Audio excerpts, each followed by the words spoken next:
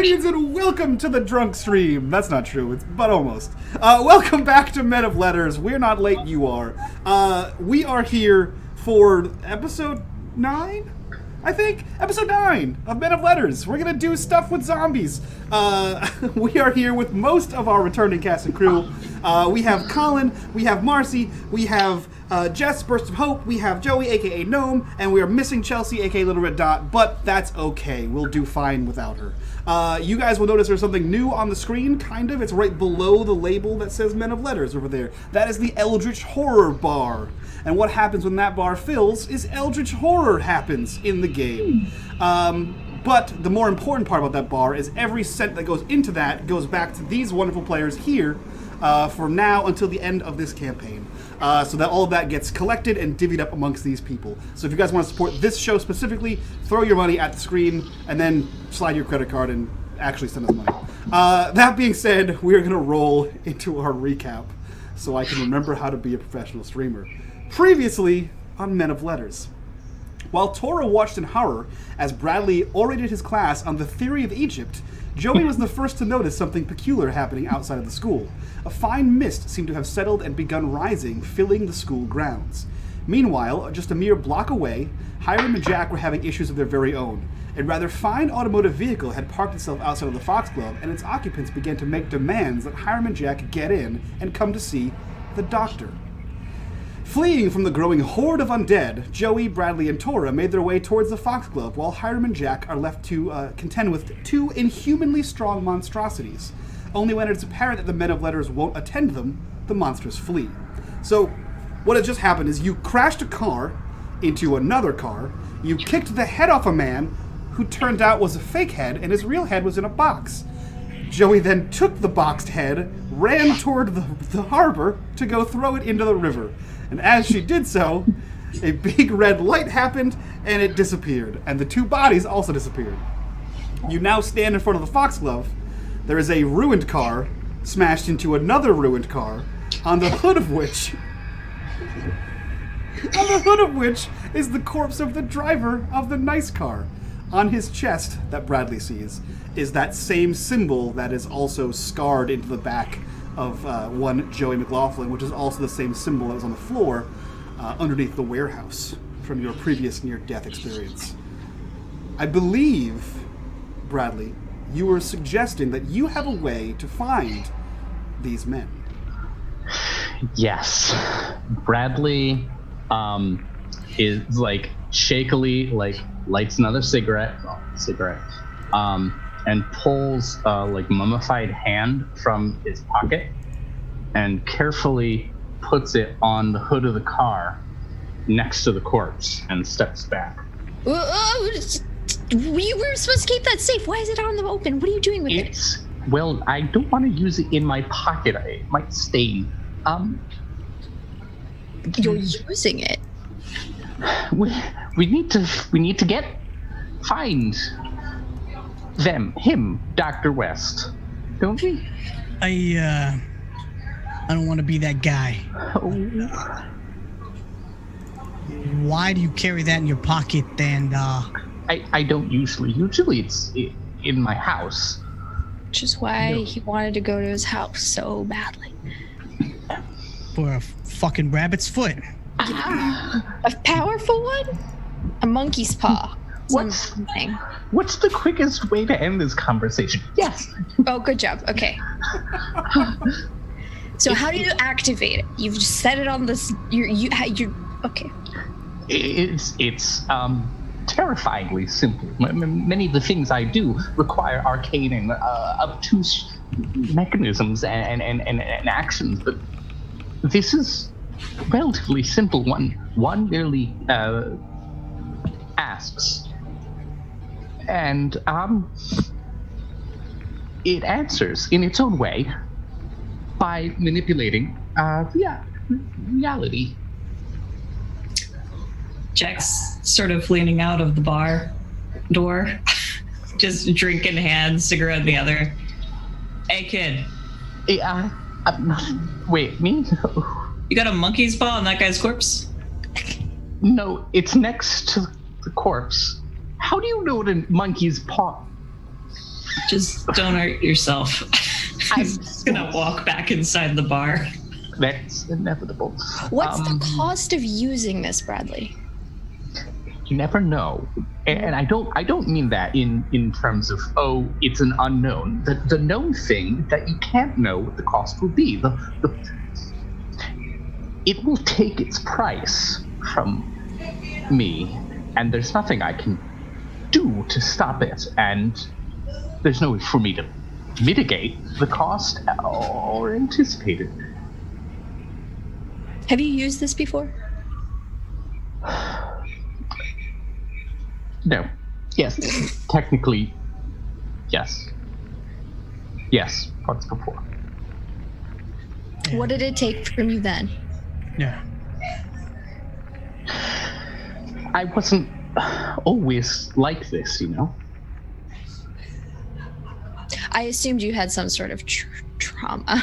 This is why you deal with it, but what was the price? Well, Your sanity? I am not insane.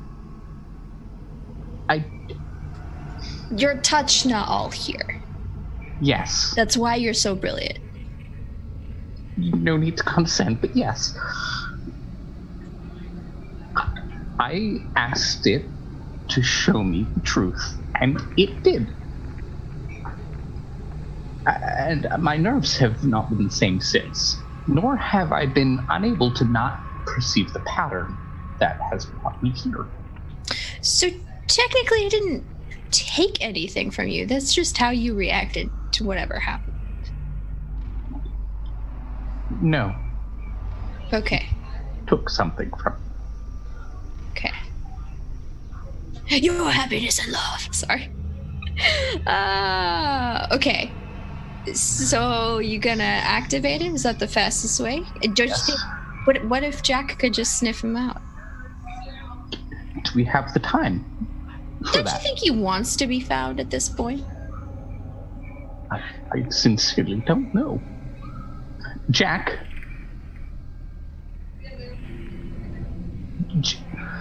Gonna go over and knock on the door and like crack it. Jack!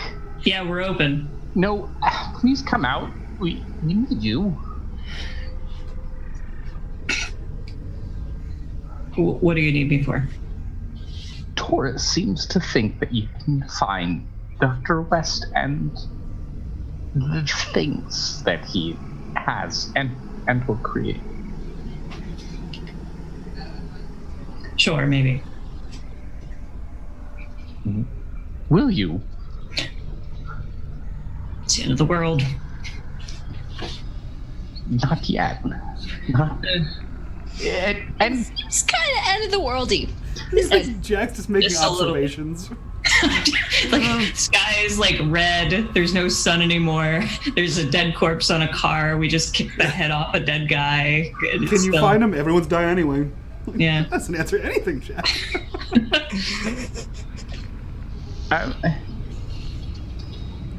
Technically, the world already ended in 1888, but that's not the point. Jack. Please, if you can help, I don't want to use the monkey's paw. I don't know what will be left of me if I do.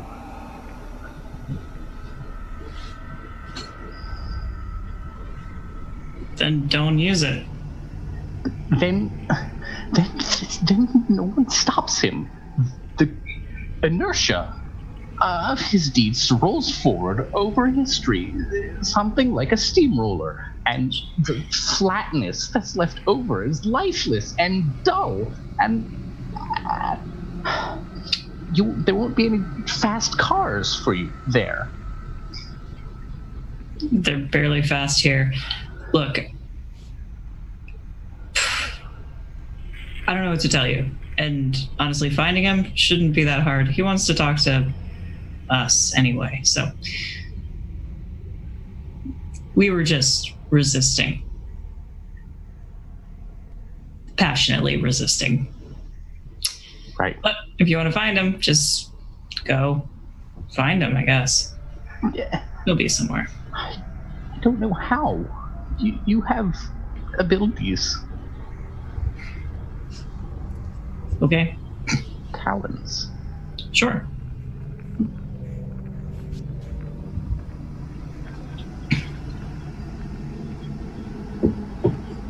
Bradley's going to slowly step back and like kind of gesture and like lead the way. Question mark. Close the door. Just slowly on his face. Belladonna is refilling Jack's drink from behind the counter, and she kind of places both hands on it and leans forward and says, "You know, you are the last man of letters."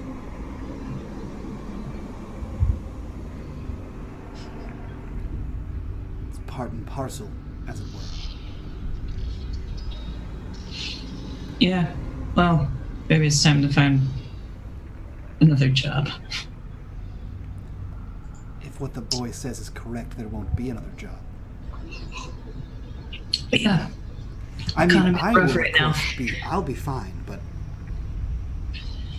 the rest of you, who knows? As she fills the rest of your drink. I'm gonna have Hiram, like, Take my own drink as well. kick the door open. The door Yeah. slams open. Like push past, Tora and Pattern Man, and just like barrel over to Jack, slide your drink away, and just lift you up by your collar. hey, Let's go, pretty boy. You got a job to fucking do. And I'm gonna drag your ass back outside and like toss you down towards I want my $50. You owe me 18, goddamn. God. I'm old, but I don't fucking forget. I'm like an elephant, and I want my $18. Yeah, it's 18. Oh, God. Is that the thing that's gonna get you? Yes, apparently. Fucking violence, it works all the time. Learn how to do it. Oh, good. I meant the $2. Also that. Ouch. Let's go. Sniff away.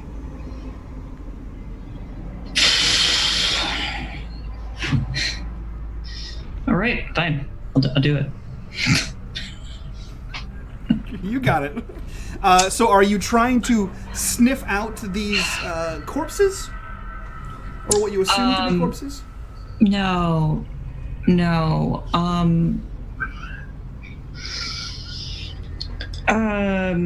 It's safe to assume that I probably got a whiff of Joey while he was still around. Yes. Before he disappeared, and it stands to reason at the way he was screaming things about like we saw Dr. West, I might be able to sniff it from him. Okay, yeah. Joey's actually with you guys. Okay. Yeah, the head disappeared in a burst of red. I'm just not going to roleplay Joey because I can't do that accent for more than 1 second. So you can smell off of the clothes that Joey's wearing. It's difficult because they were in a vat of liquid after they saw Dr. West.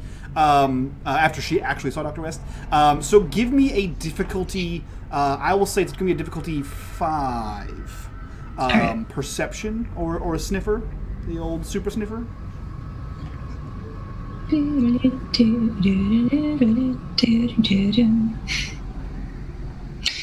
I'm gonna spend a level of effort.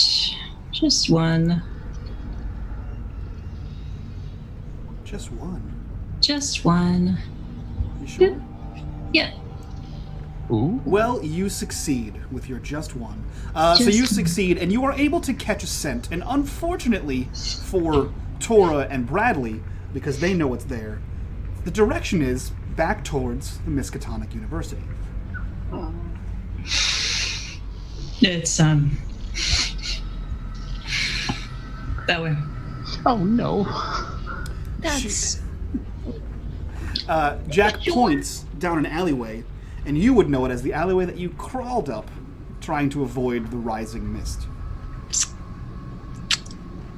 Bradley is going to tuck the monkey's paw back in a pocket and straighten. All right. Someone else lead the way. Bradley, I have what will likely be a series of bad news for you. Because the Eldritch Horror Bar has been filled. Oh, God. Well, that was fast. Yeah, you guys missed that. It's crazy. Oh, yeah. You and you alone hear a very distinct, telltale snap as you place the paw into your pocket. Whether you alert anyone to this is up to you, but it's completely concealed and no one else hears it.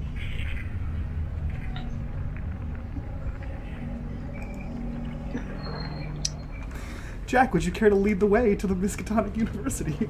I don't think Hiram's gonna let me not. Right behind you, buddy. Wall. That's Right, true. Fucking lonely. And Appreciate Hiram you. has a pocket full of silver bullets as well, so... Yeah, right. That's true. Hiram is the one true... Yeah, Hiram's actually the bad guy, guys. Spoilers. Season 2 finale. Duh, like, God, I wasn't even hiding that shit. Mike, Sorry. discretion. I'm bad at spoilers, guys. It's just... Spoilers.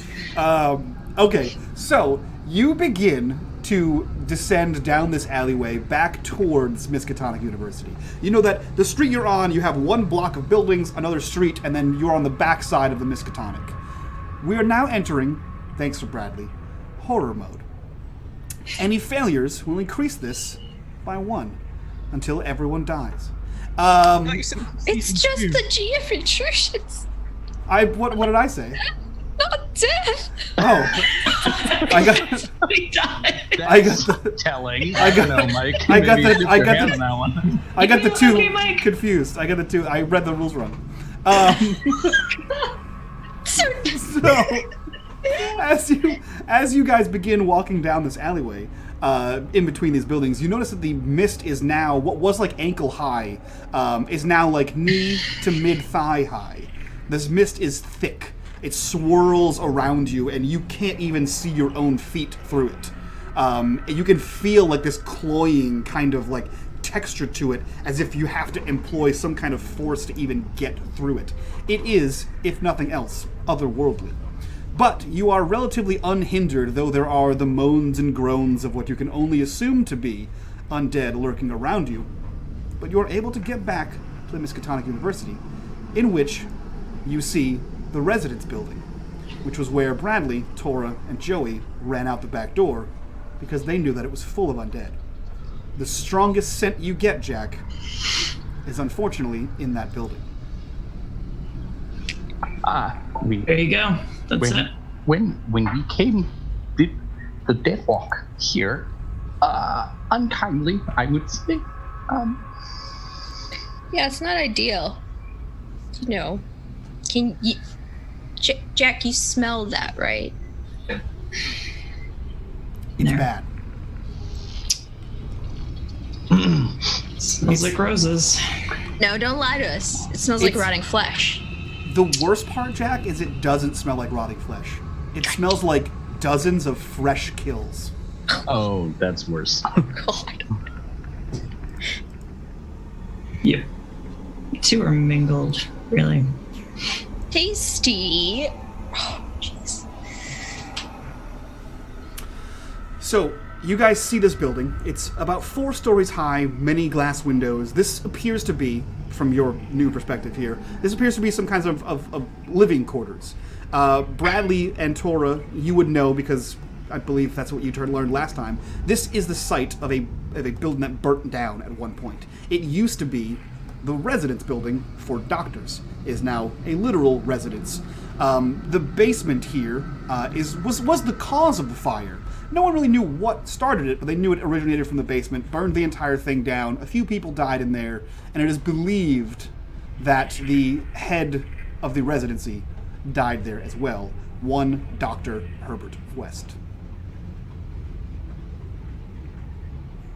Unfortunately, Joey has recently seen Dr. Herbert West. It's confirmed that he is not in fact dead. So was he pretending to be dead, or is he undead?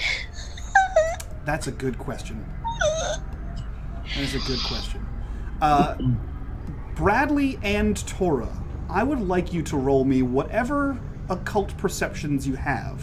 Mm-hmm. Yes. Mm-hmm. The difficulty is going to be 3. Okay, so I do have training in that. I got something training. Okay, difficulty 3. Yes. I am actually going to try and not spend all of my points on effort. Why? I don't know. Okay. But I succeeded. You both succeed. I will let you know what you see, Tora. You can tell me what your minor effect is. This building might be the most magical thing you've seen. The entire facade of the building is warded.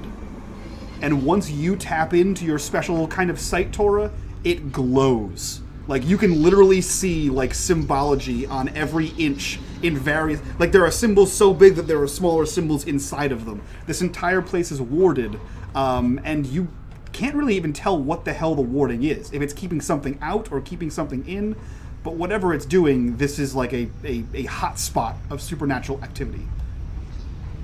Bradley, you get the same kind of thing, you just don't see the actual symbols. Oh, well, okay. So as of late, between all the shit that's been going down and Belladonna really harshing my vibes. I haven't been that confident with the magic. Helping. Yes, she's a very honest helper. But now that only means I realize just how naive I am in my occult skills, because all I had was a dusty occult book. And so seeing this, my first reaction is like, Bradley would have a fucking trip at this. And then I realize I have hedge magic, so I want my minor effect to be like, I'll go like this, and I'll make a little rectangle in the air, like a little TV screen, so that if anyone's standing in front of it, between the building, can see what I'm seeing. Done. Absolutely. Yeah, you do like the I'm taking a picture kind of thing, and then just stretch it across. And everyone, you just see her behave like a weirdo and just spread her fingers across the sky. But once you kind of like look through that, you see that what she sees is very different than what you see. And there are glowing symbols covering this building and a few feet on the ground leading up to it. Aside being utterly fascinating, look at this cool shit. Scary, but cool. Fuck is it? Yes.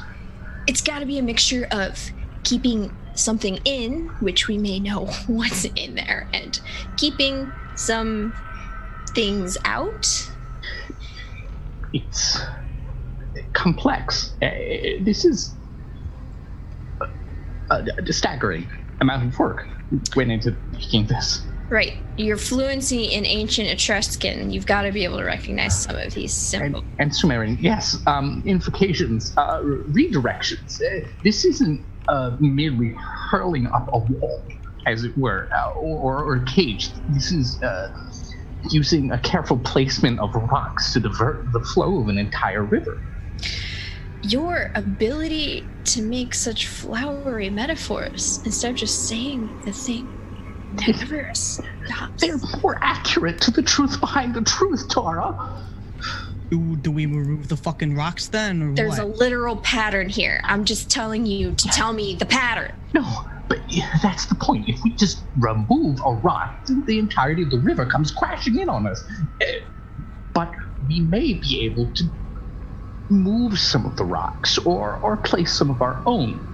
Possibly. I need to look at these. We need to see if we can get inside. Mm-hmm. What if I just open the door? That's one way. Bradley, are you examining these runic markings? Yes, I am. Go ahead and roll me difficulty 3. Okay. I'm offering assistance, encouraging you. Okay. Let's divert the flow, Bradley. So you'll get a free asset for that. Okay, I'm gonna put oops. There we go. Free. Okay, I accidentally did effort, but that reflects my training. That's fine. You succeed. Bradley, the first thing you notice is that these are Akkadian, they are Hebrew, they are Coptic, they are Aramaic, They are written in Sanskrit and another language in which you are not well versed, but you're fairly certain is Enochian.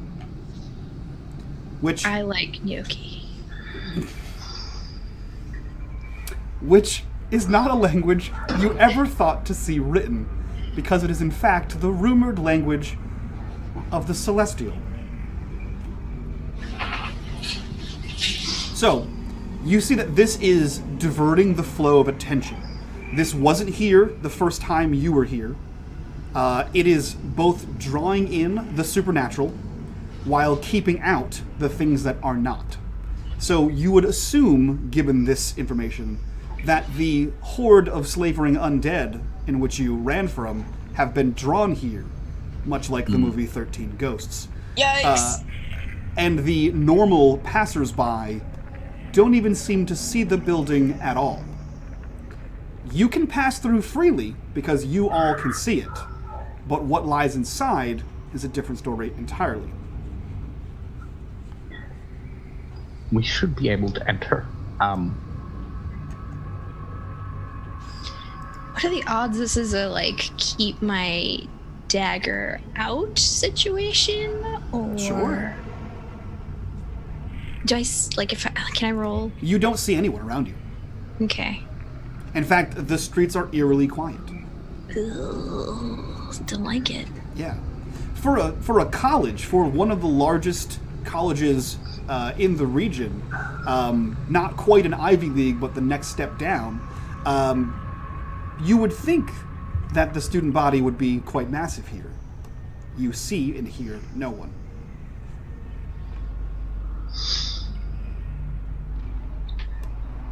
What are we waiting for? Nothing. I just didn't want to be the first one inside. Okay, and I'll go open the fucking door. You walk up without a problem. You walk right past these runes. As soon as you kind of walk around Tora's window, you no longer see anything.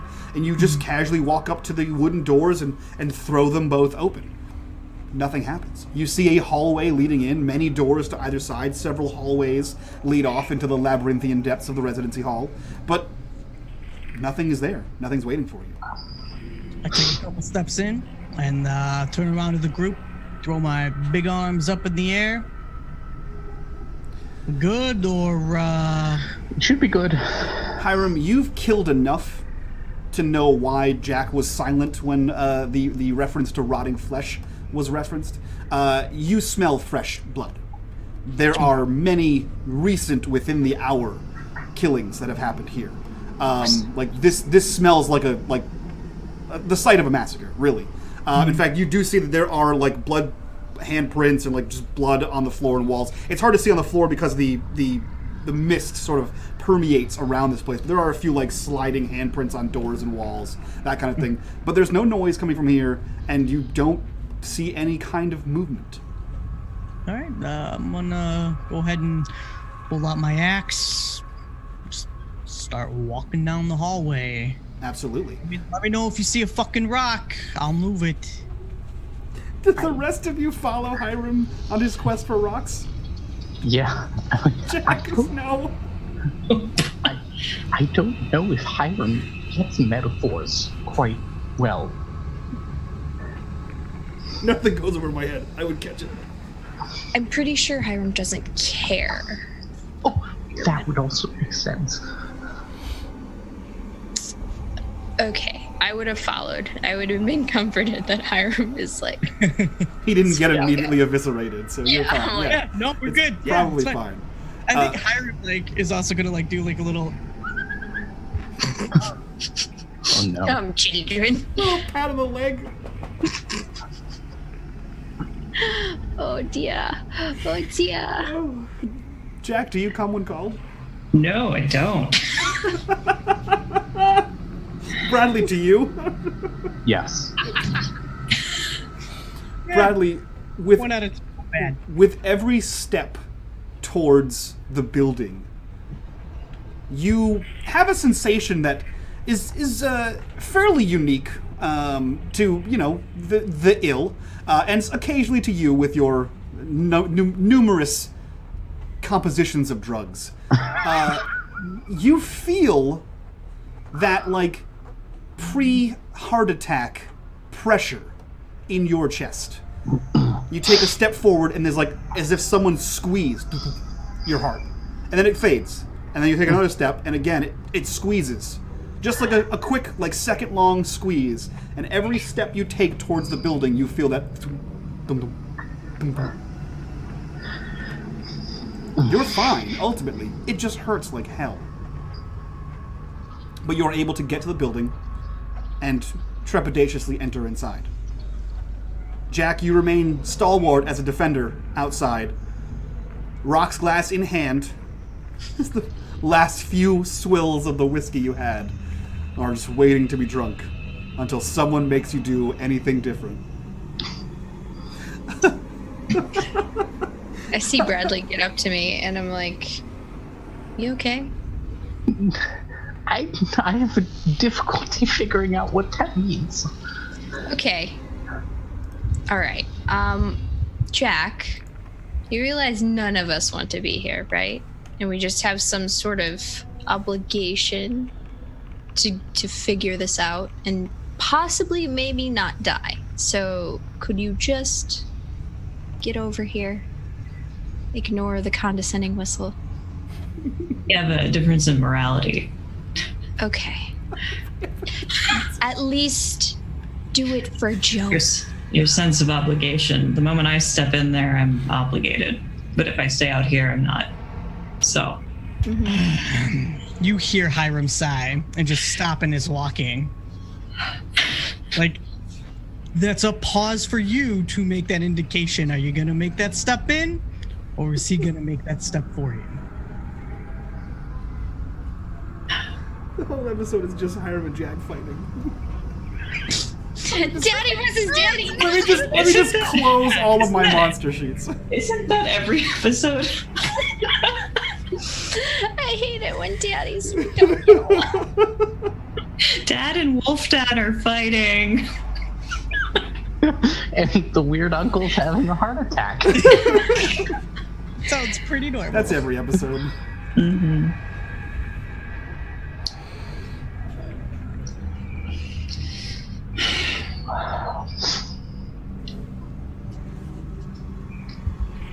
You don't make a movement, he's gonna come get you. Yay. Just turns around. Past Tora and Bradley. Right up to Jack. All right, we're going in. Okay, got it. Why did you have to wait for him to walk up to you? Did you not understand the consequences? I was trying to... So obstinate.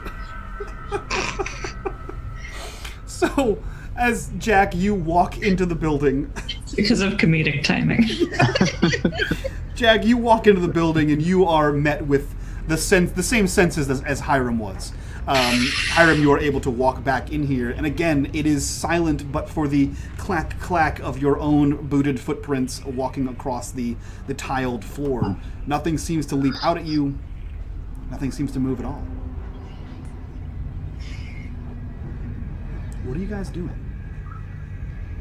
I can protect you all. Oh, if yeah? you let me. Yes, if you'll let me. And if one of you has... Hiram, may I see that axe for a moment? I thought you were going to break another finger. Jesus. Jesus. Kind of like looks at you and... Can you even hold the Axe. axe? Yeah. Bradley doesn't take the axe. He just slides his palm on the blade real quick and holds it and then scatters the blood at each of you. Oh! But it doesn't hit you. It splashes out, and there's briefly like a slightly red tinged through bubble. For the next 10 minutes, everyone has +1 armor. Dope. That was a thing. Dope. Yeah. You'll be fine. You don't even worry about that. Jack, the smell you get of this, whatever this is, it's really like a sciencey, like a chemical smell, right? Mm-hmm. You get that smell from below. Like, at first it's kind of like the mist is making that smell, and if you kind of go down to sniff up a little whiff of the mist, it is, in fact, making that smell, but only ever so faintly. You actually get a stronger pull below, in, like, perhaps a basement or sub-basement, if there is one. It's down. Right. Bradley's gonna lead the way. Okay. Bradley, as a student / TA / T, here, you're fairly familiar with the general layout of residence dorms, and you can easily find the only access to what would be down is the door marked boiler, which is down one of the side corridors at the very end of the hallway. It leads to a small staircase that sort of zigzags back and forth down. That zigzags back and forth down until you would get to the basement level where the boiler room is. Now, the boiler room, as you know, is relatively small. It's not a basement that takes up the entirety of the building, so to fit an entire laboratory's worth of whatever in here would be quite tricky. But you are able to lead everyone down here, and again, nothing attacks you. There's nothing coming for you. There's nothing except for the sounds of your own bootsteps and the swirl of the mist. But you are able to lead them down several switchback flights of stairs until you get to the boiler room. The oppressive heat is sort of choking, but there is no mist down here, for whatever reason. It's hot and barely lit. The only thing you can see is the flicker of the flame from the various furnaces and from beneath the boilers that would heat the forced hot water that heats the building. You guys are here in the boiler room. Jack, you smell that smell all around you, but you see no sort of chemical equipment, no sort of laboratory works. What do you guys want to do?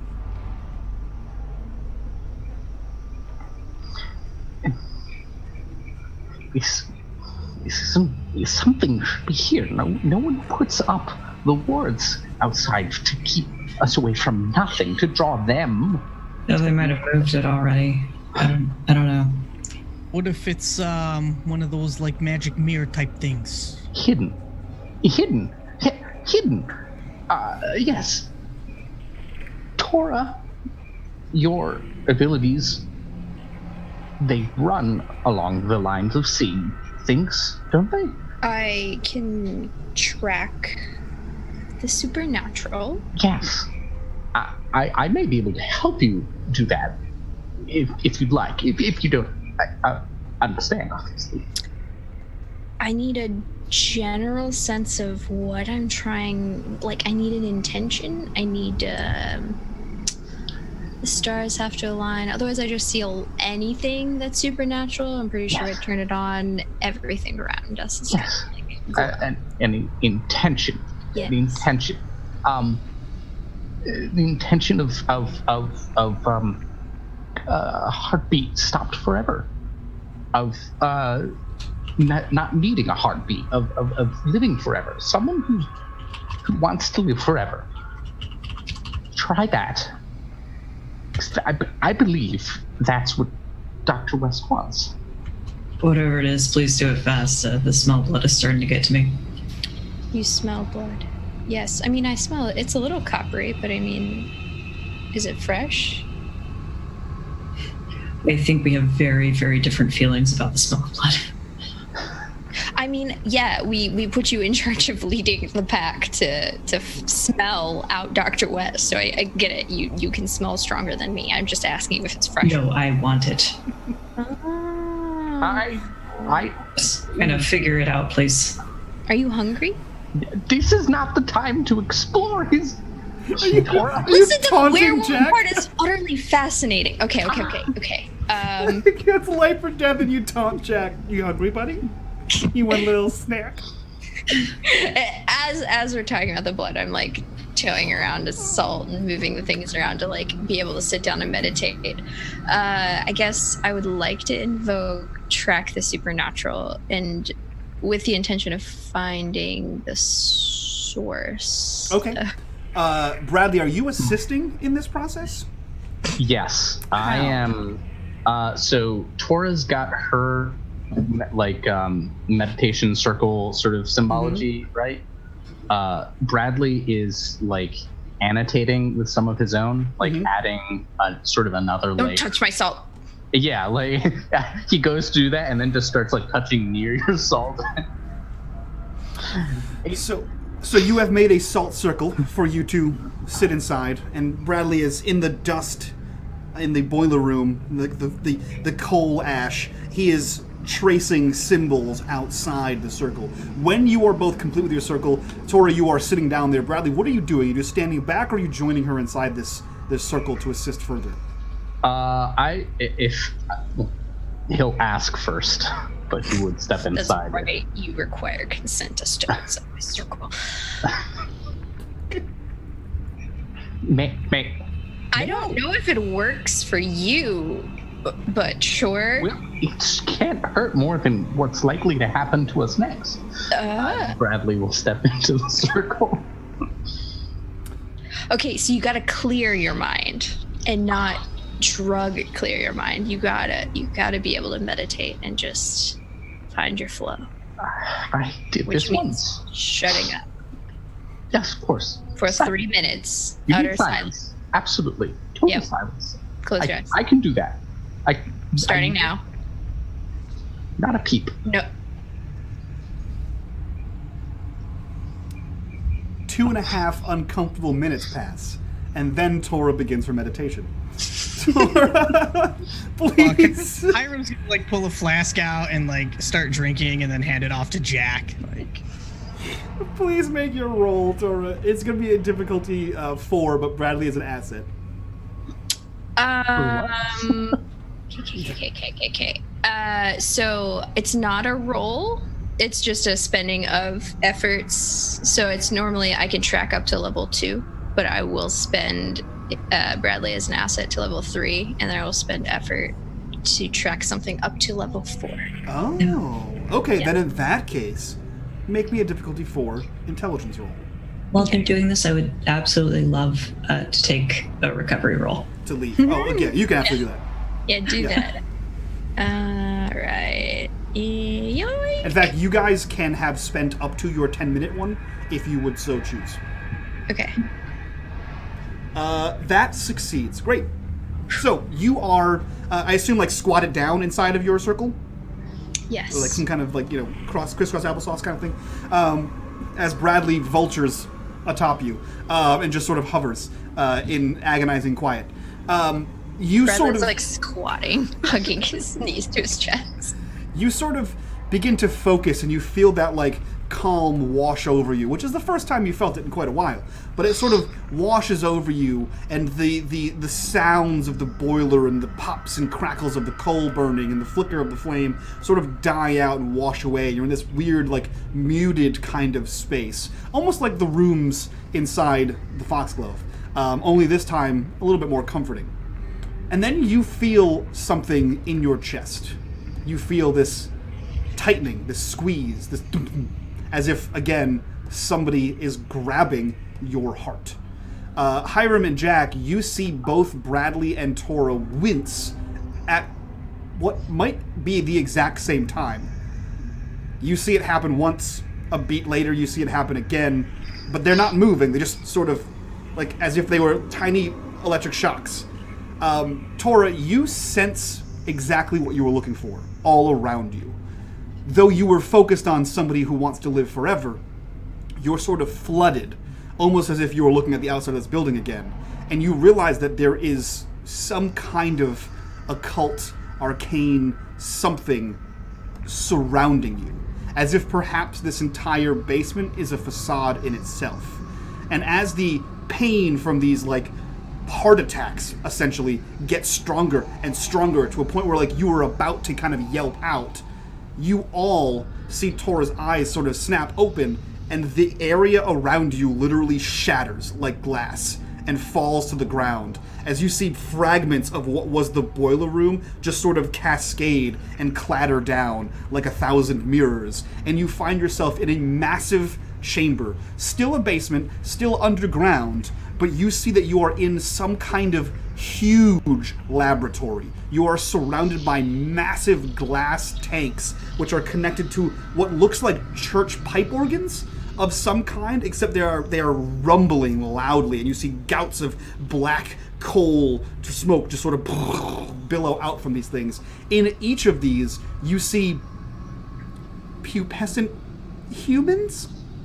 They're people in different stages of growth, as if larvae going through the growths of embryo, except it goes from like embryo to fully formed man, woman, child. They are growing people, you hope. They're people. And you see the headless man, still headless. You see the massive, hulking creature, still massive and hulking. And in the far, far back, seemingly as if being guarded by these two, you see a man, white hair sort of slicked back. He has a leather apron on. He has gloves up to his elbows. And he is, sans lab coat, because who needs one of those? And he is meticulously working, and you see him, like, seemingly sewing and sawing something, as if he is combining pieces into one sort of amalgam of what you have no idea. But as you look around, you hear the groan of too many undead. And you begin to see someone peek out from behind one of these glass tubes and realize that you are not alone where you are, and that this is where the undead have been called to.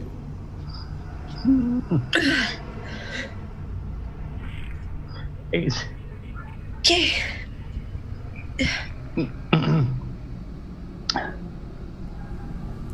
That was very uncomfortable. Dr. West? You see the grizzled man look up, and you all see Dr. West for the first time. Dr. West looks like a man in his 40s, and his 20s and 30s, teenage. You're not really sure how old he is, because there's a massive scar that sort of goes down the side of his face and down the side of his nose, and there are several more on his neck, and it appears as though these scars were not just merely sewn stitches, but they're sewn pieces. It seems as though he replaces his parts whenever they go bad. He didn't quite survive the fire, but he made it out alive. He looks to you and says, you have come at my invitation. Welcome. Did you bring Joey? No.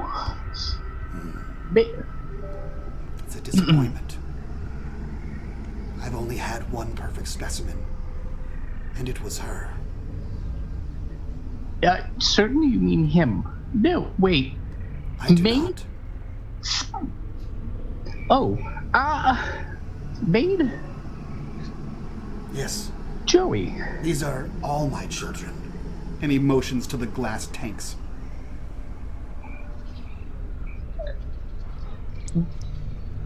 Did you steal them? The tanks or the people inside? The people, but now I'm wondering the tanks. No. I birthed each one of them. Some are still growing. Some are just That's not how waiting to be.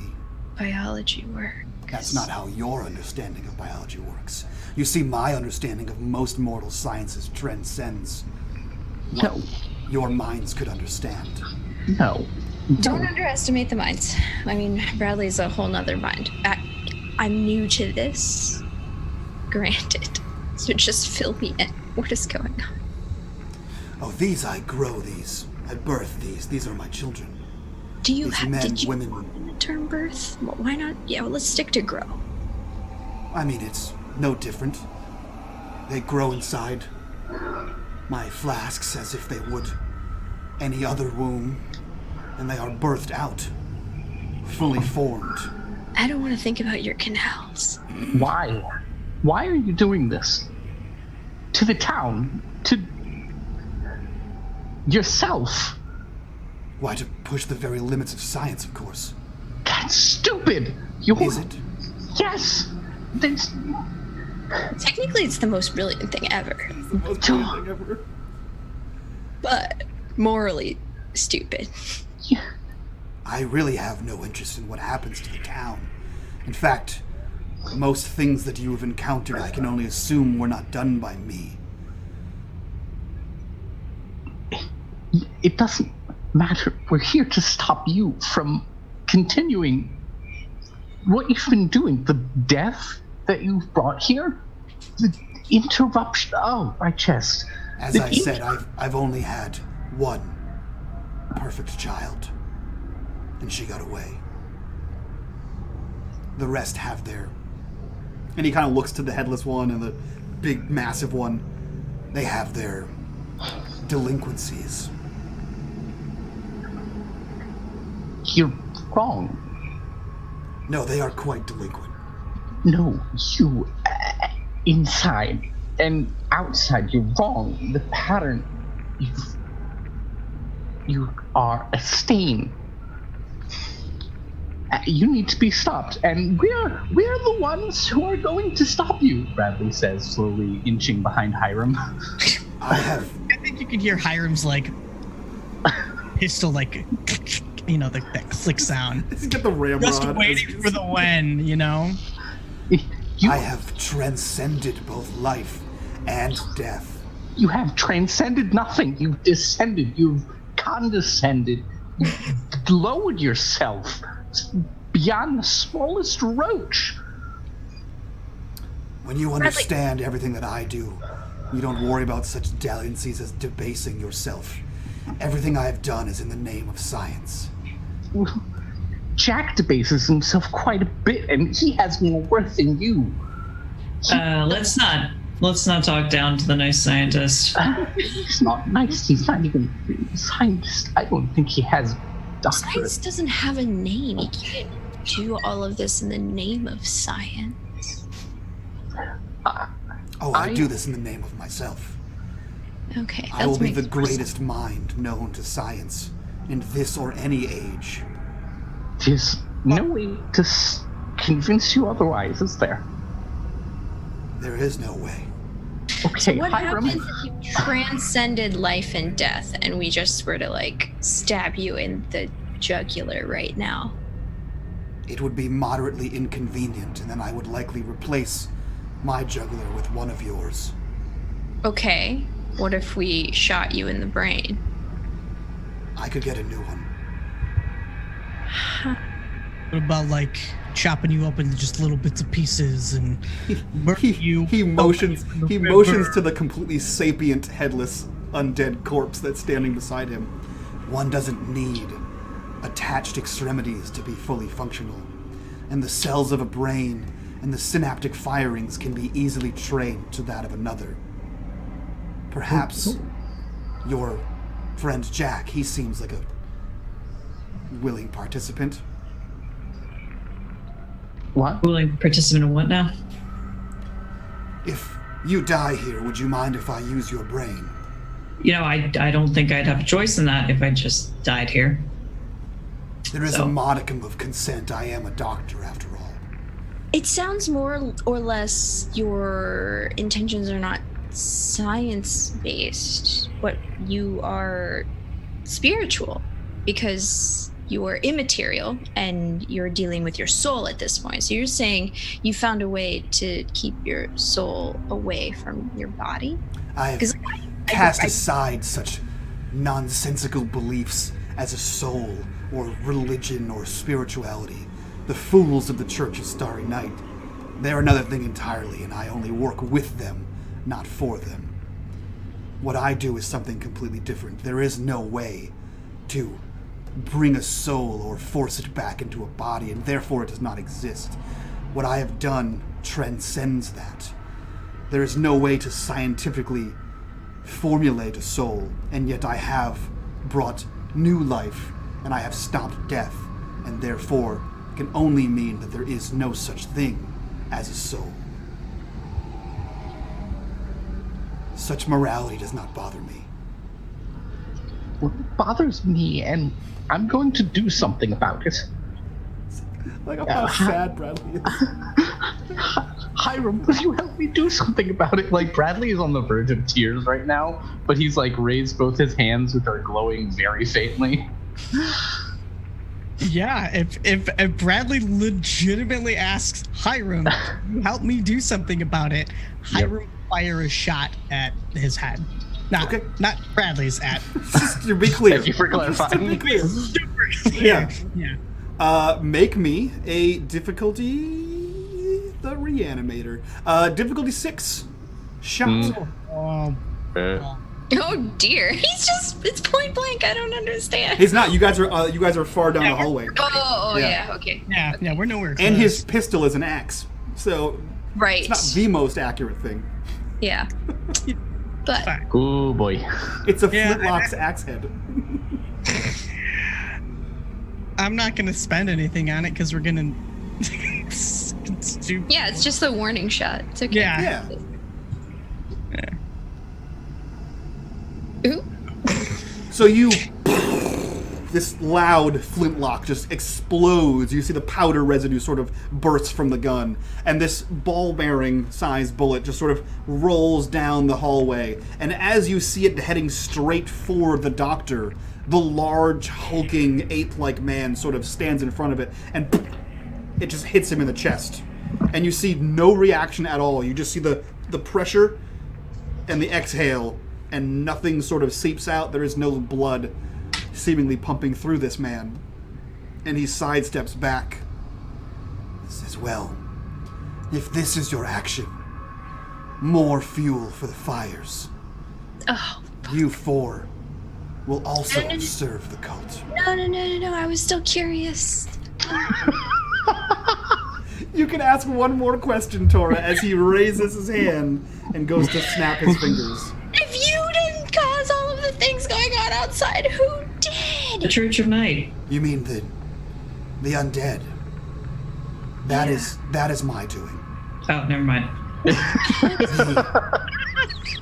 The mist and the hooded men and the beasts they summon forth, that is the Church of Starry Night. I am merely fueling their ranks. They have provided me with... And he kind of side-eyes behind him to something you can't see from the angle at which you are, but he looks back at something and says, they have provided me with something outside my means of attaining. Dear. Now then, I would like to introduce you to my less functional children. And the noise gets louder as you begin to see dozens of undead, freshly, slain corpses shambling towards you from around the various vats and machines moving. Now, we're going to use some of Marcy's very own super cool rules that I'm going to for sure butcher. But I prepped this encounter 3 weeks ago, and I'm winging what I remember now. So, This is fine. this is a thing called mass combat, and I butchered the rules to start with, so I can only imagine what I'm doing now. There are several challenges before you. To get to the doctor and whatever is behind him, you have to kind of deal with these, consequentially.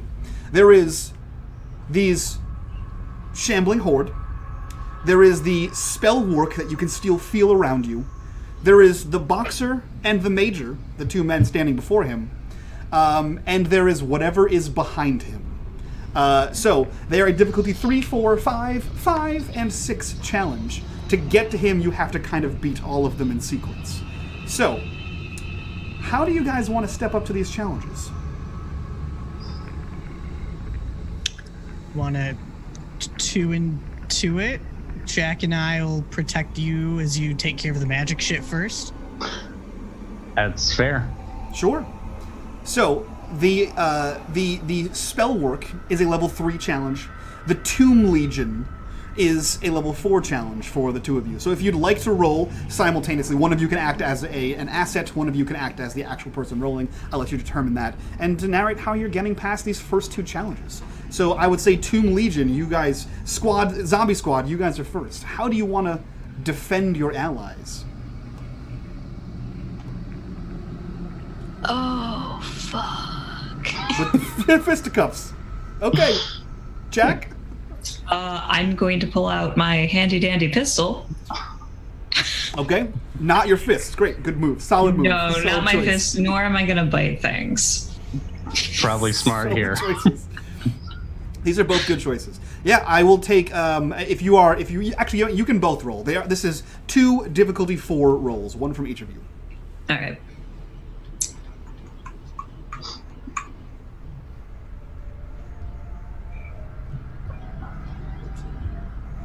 Or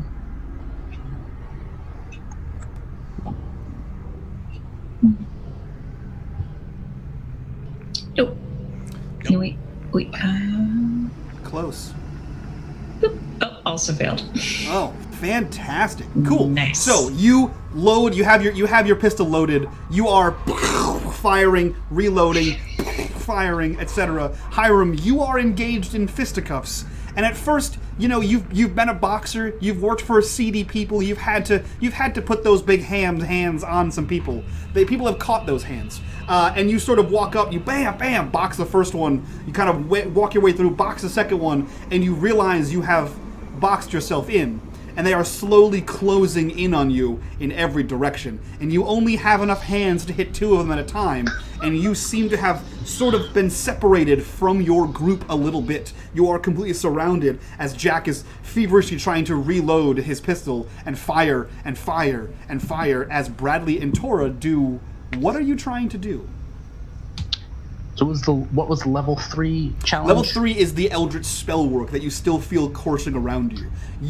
Being down here in this heart of darkness, you feel like whatever that was outside and permeating through the building is somehow intrinsically tied to this place, and that it may stop you from progressing further. So how do you want to shatter this spell work? Sorry. No, I'm still more or less thinking out loud. So I broke through the illusion, and then I have the ability to resist occult influence. So I'm naturally resistant to supernatural influence that seeks to seize control of your will.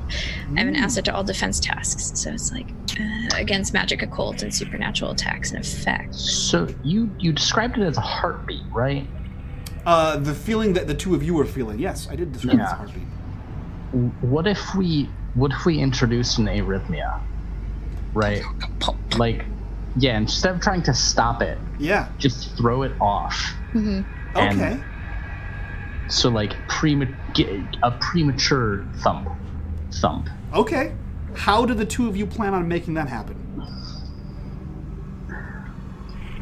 I'm for the end game, but get me there. Bradley is going to look at Tora with terrified, questioning eyes as he reaches a hand towards the monkey's paw. Yeah, this would be a better use of that than tracking the guy. Now would be a good time to use that. Bradley's gonna bring that out. Snap a finger. Mm-hmm. How many fingers have you snapped? That looks different. Roll me a perception. Actually, Bradley, how stealthy are you doing this? You just kind of bring it up in plain view and snapping off a... Bradley is way too terrified to have much subtlety in him right now. Okay. Tora, there's too many fingers broken. Yeah. Yeah, I remember when I saw this in your house. There's that, and now it's that. Did it? Oh no. Fuck. I wished that our minds and efforts and knowledge were as one. I want to Dragon Ball Z fusion our minds.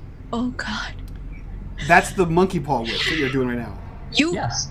You didn't prep me in on this, and I have resistance to. You say, I wish... I'm sorry. Say that one more time. I wish that our minds and... Our minds and efforts and knowledge were as one. Cool. Okay. All right.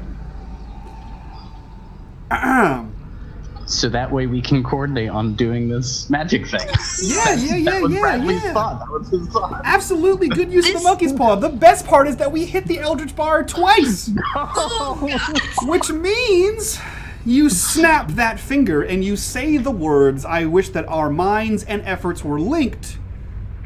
And you see a bizarre just sort of shift, right? It's as if the camera of this television show just does a Dutch shift, and everything is sort of wonky, and you all feel as if you just got struck by a car to one side, and you just sort of lurch. That centrifugal force throws you as if the planet has shifted, right?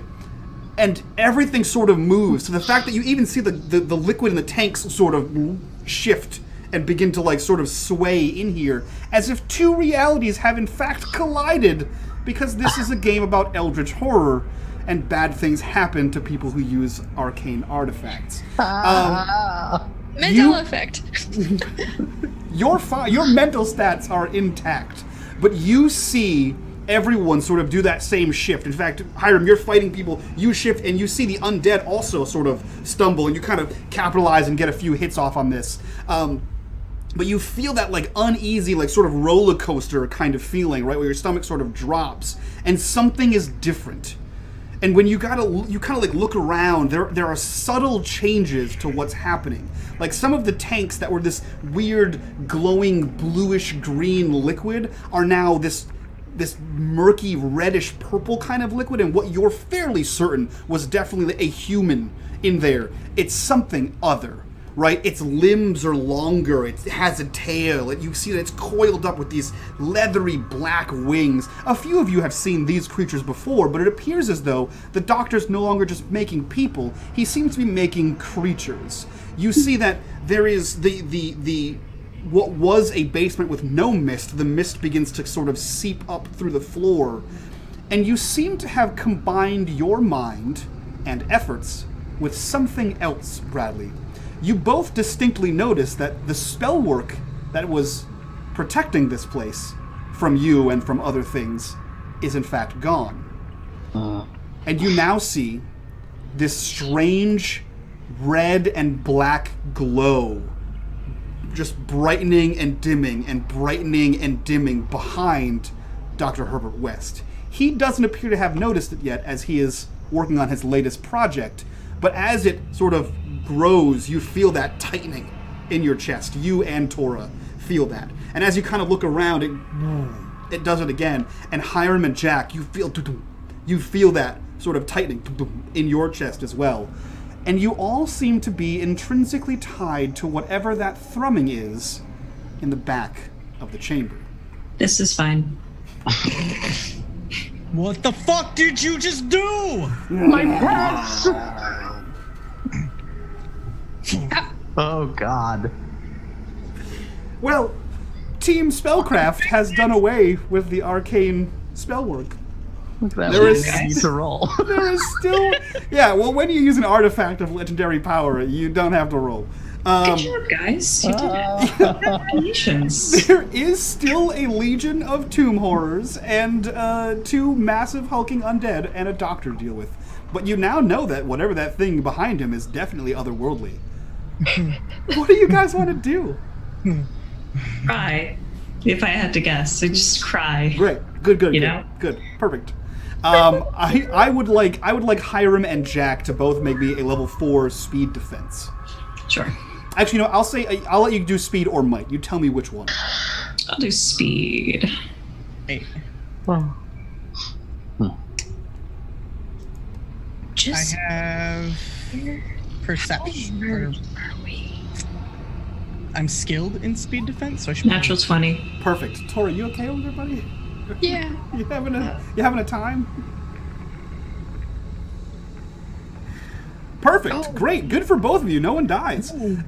So this was the horde of undead closing in on you. Both of you did speed. Great. You guys can both narrate how you escaped from the claws and gnashing teeth of these undead, and in doing so, please tell me your minor and major effects. Jack, since you rolled a 20, go ahead and go first. How do you maneuver out of the way, and what is your major effect? Oh gosh.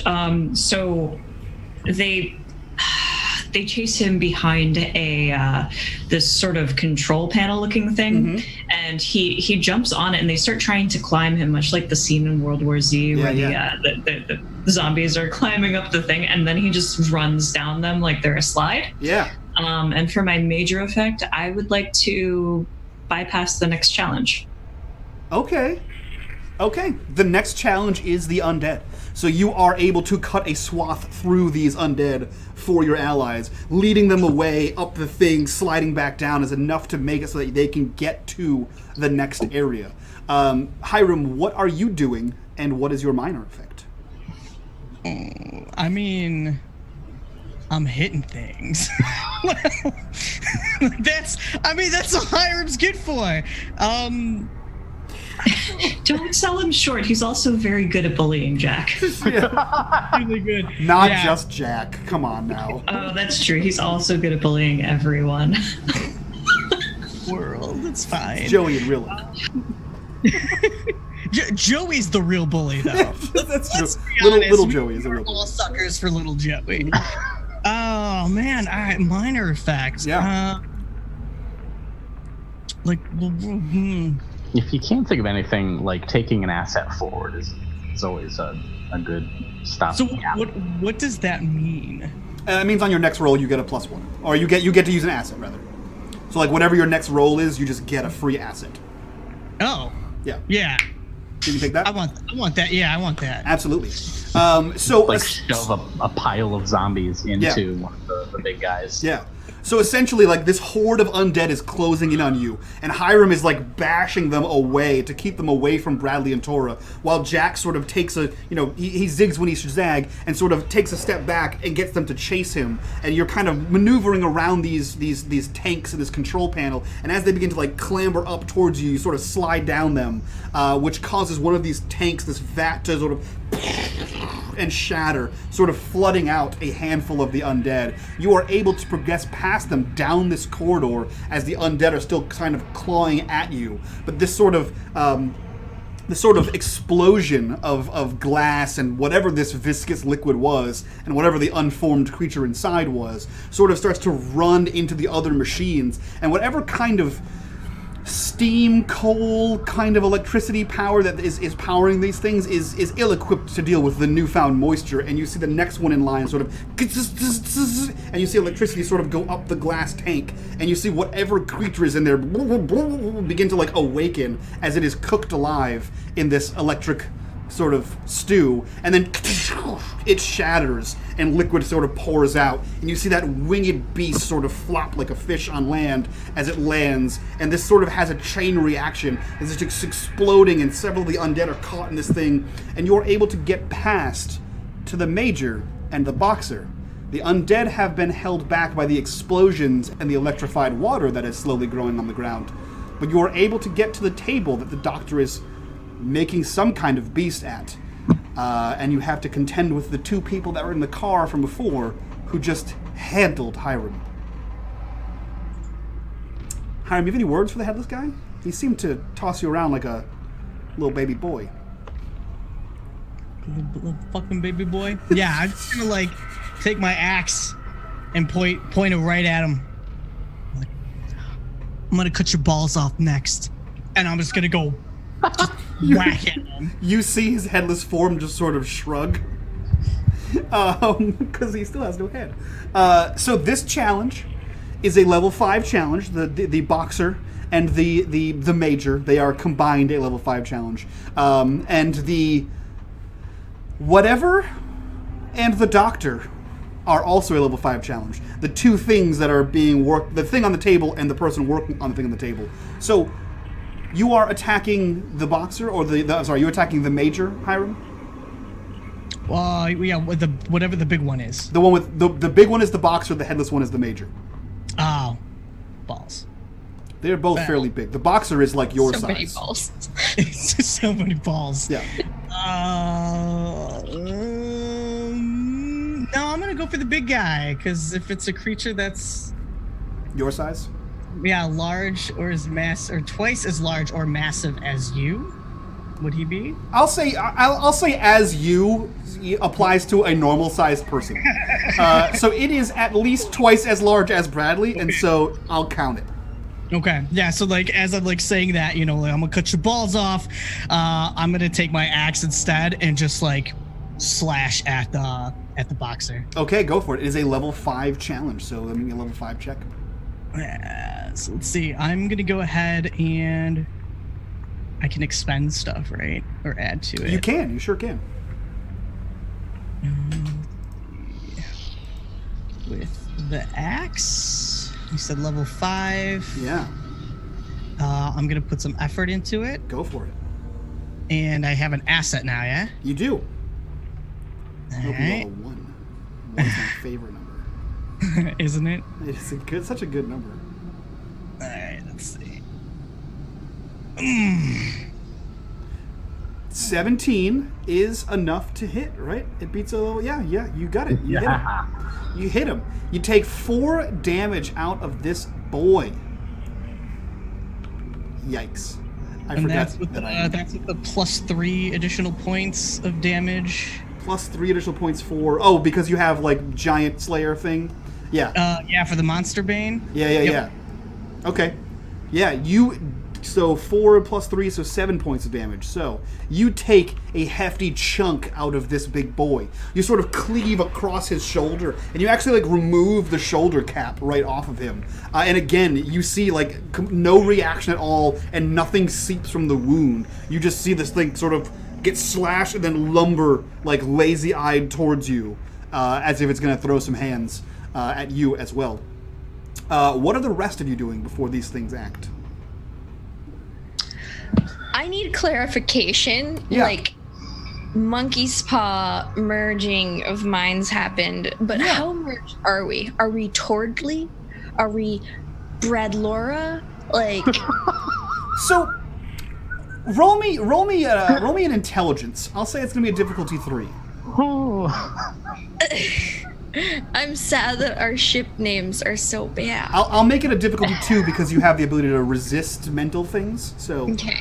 just curious to see. Yeah. 11. So, you try to search within and without to figure out if you have, fusion danced together.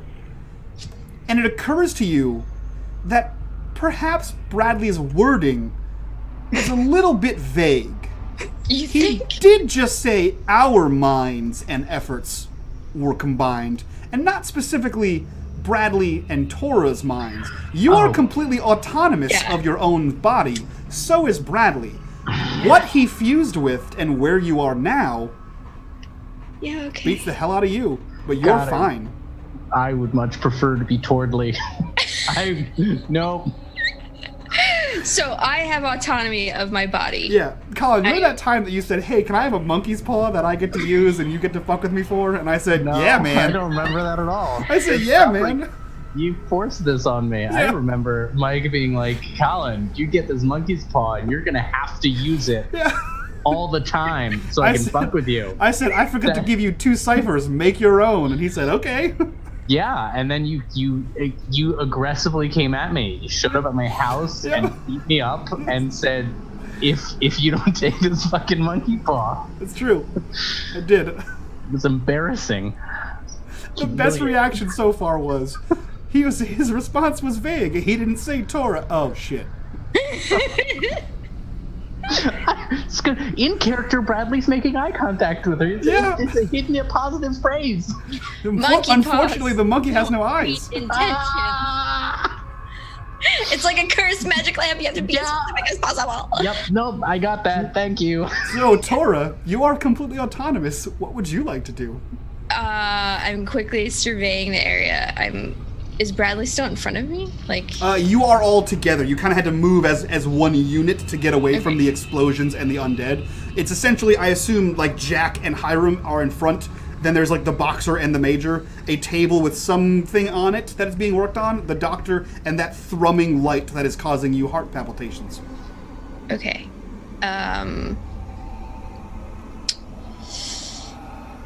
I think I want to get closer to the doctor. Sure. Which would be getting closer to Hiram. You can skirt your way around. If you want to do it carefully, you can skirt your way around them. You just need to make me a speed roll, and that would be your action. If you want to just run over there and risk, getting caught in the crossfire, you can do that too, and then you'd have an action once you get over there. Okay, I have fleet of foot, so as long as the speed roll is a 6 or better, great. Yep. so I can get there. Yep. Short distance and take an action. Perfect. Then do it up. You got it. Are you still the same doctor? Is that your action to just have a casual chat? I'm gonna start. Yeah, I'm gonna try and distract him. I'm sorry, I wasn't ready for the Just casual my line. hand behind my back. I could see you with a hand on your hip. I wasn't lying. I wasn't ready for a casual line of inquiry. Neither was he. He looks up to you and says, "I am the same doctor that I always was. How many minds do you have?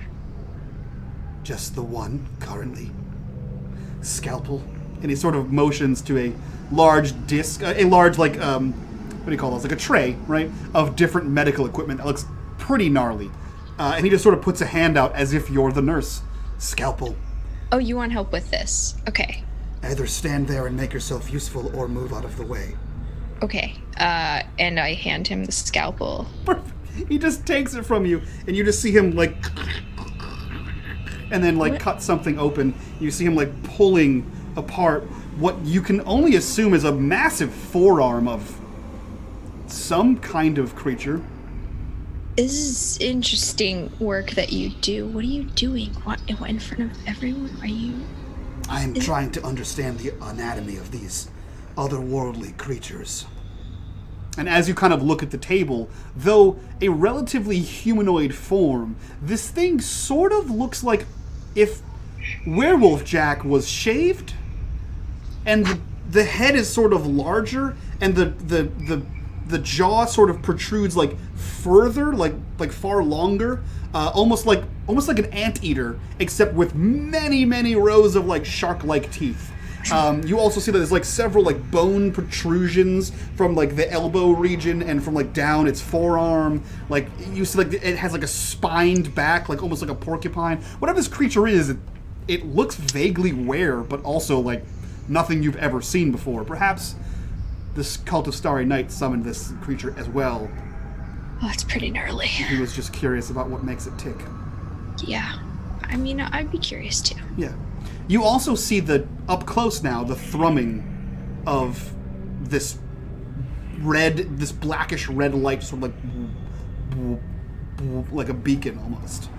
Go ahead. Do I feel like, is that thrumming affecting anything differently? I mean, every time it thrums, you feel that heart palpitation, right? You feel that the arrhythmia that you were trying to infect there. You just feel that sort of tighten and squeeze, and you notice that all of your allies still get that occasional shiver. You're all sort of dealing with it now. It's not affecting you. It's like a pinprick, right? Where it's like just very inconvenient and painful, but not detrimental.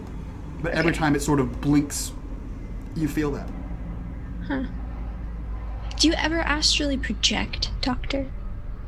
No, I just vocally project occasionally. I don't think you could project. You've got like a smoker's voice. I can be louder if I need to be. I just choose So my husky. words carefully. Uh-huh. There's no reason to scream when so many people get things done for you. Okay. Shouting just causes a panic. And you see like a slight wry smile go across his face as he... So what are the odds of us getting out here alive?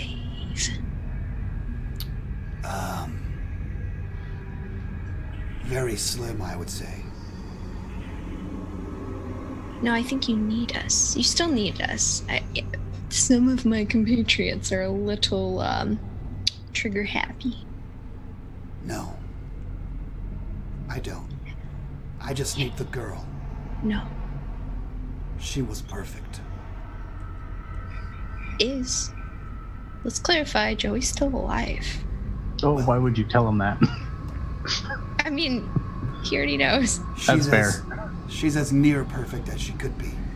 No longer under my thrall, but sentient, sapient, fully functional. Right, and that's when you set them free. No. That one escaped, along with several others.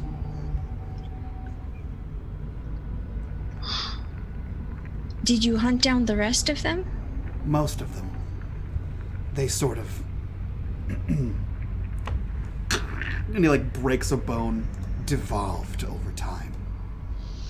Oh, She only God. grew stronger. Yeah, she's brilliant, but why are you doing this?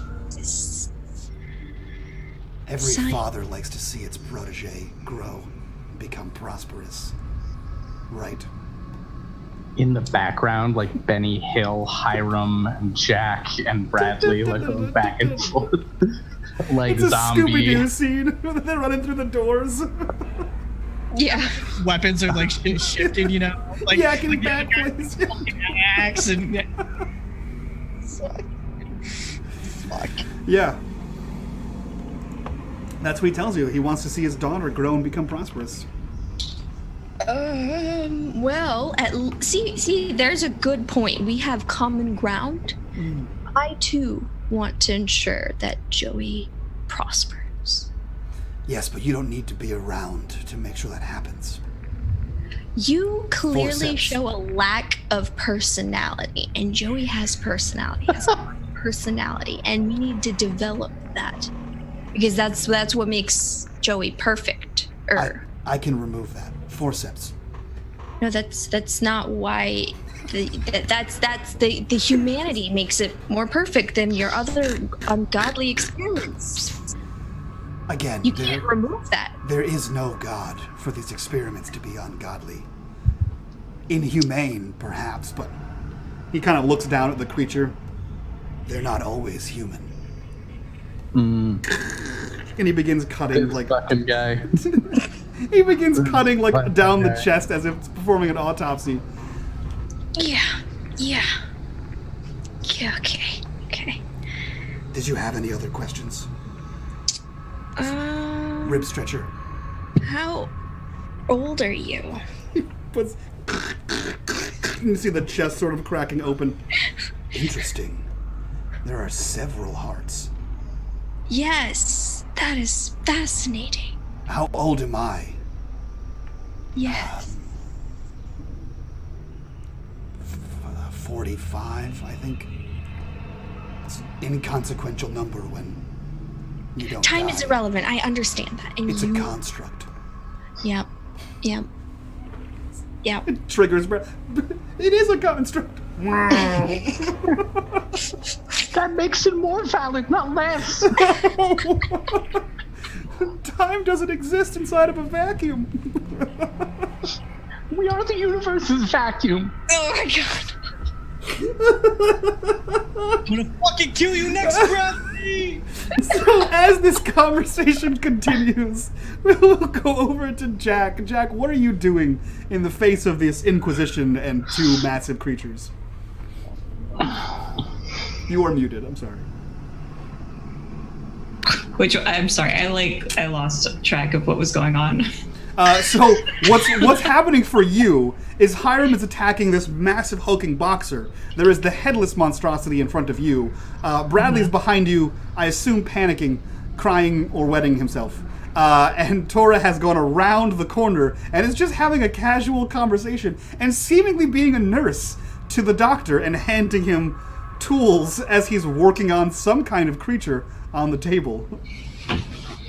Cool. Great.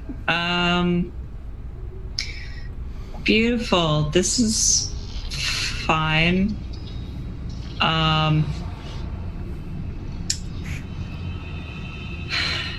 There's also that giant red thrumming and black light behind the doctor that seems to cause heart palpitations. Yeah. There's a lot going on here. There's a lot going on here. There's too much going on here. I'm going to leave. Okay. At which exit? To get Look, back you out. can have a 10-minute conversation with the doctor. I'm just gonna. Yeah, Bradley is. I mean, Hiram isn't otherwise engaged, and to get back through, there is a series of electricity kind of running across the floor. You can easily bound through that, but there is the remainder of the undead for you to sort of wade through. I'm not saying it's impossible. I'm just saying I'm gonna need you to roll for it. All right. It'll be a difficulty for, I assume, speed to get through this horde of undeath as you sort of Sure. make your egress. Did you say 3 or 4? I'm sorry. A 4.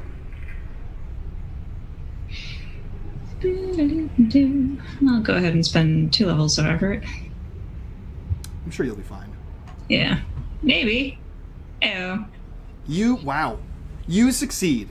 So describe to me how you wade through the Horde of Tomb Legions. I'm going to go back the same way I can. I like the fact that there is electricity running through the... Because my first thought is like, this is a lot of people. This is too many people. Undead usually don't like being burned. Yeah. They don't.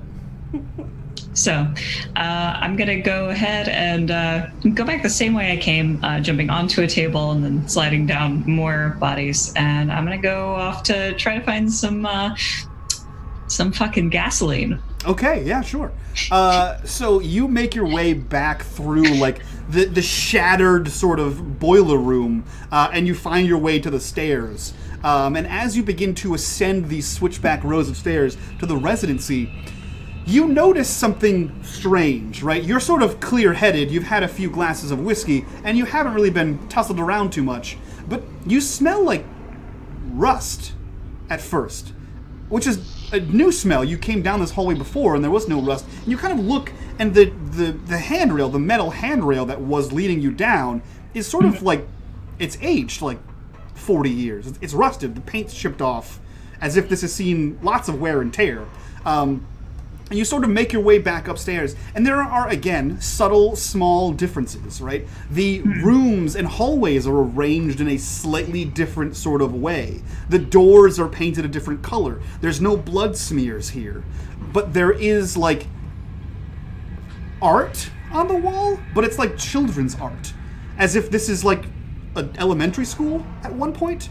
And you sort of walk out the main door looking for, like, gasoline or some kind of flammable substance, and the Miskatonic University that you are vaguely familiar with is different. It's still here in some capacity, just the large statue in the center of the courtyard is different, the size of the buildings are different. You seem to be in a completely different, strange version of Arkham.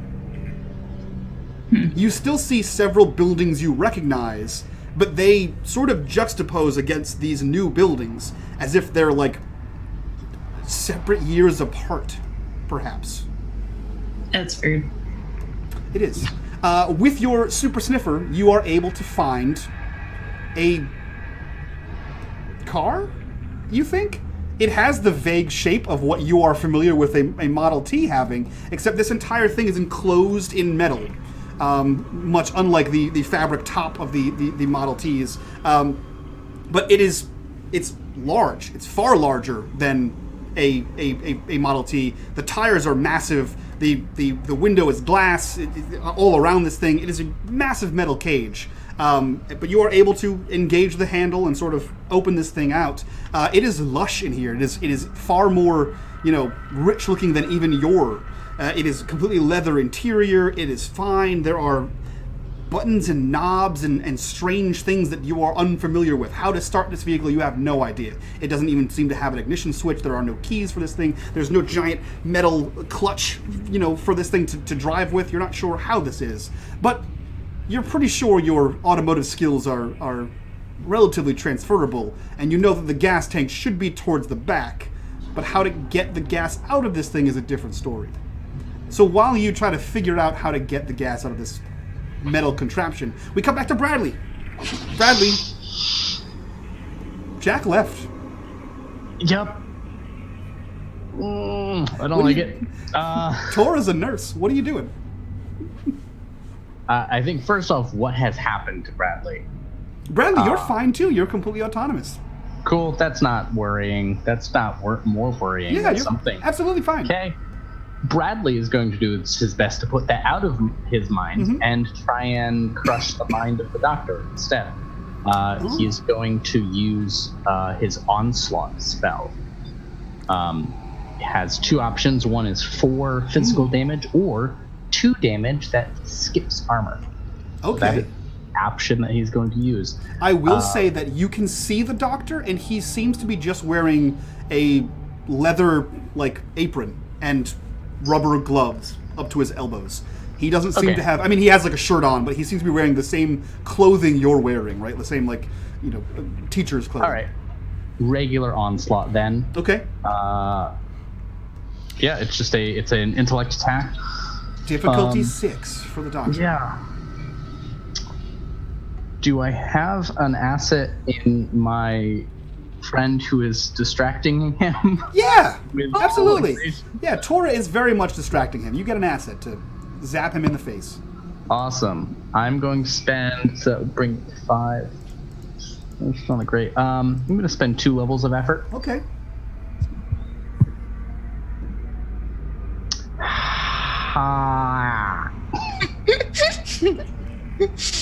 I don't like it.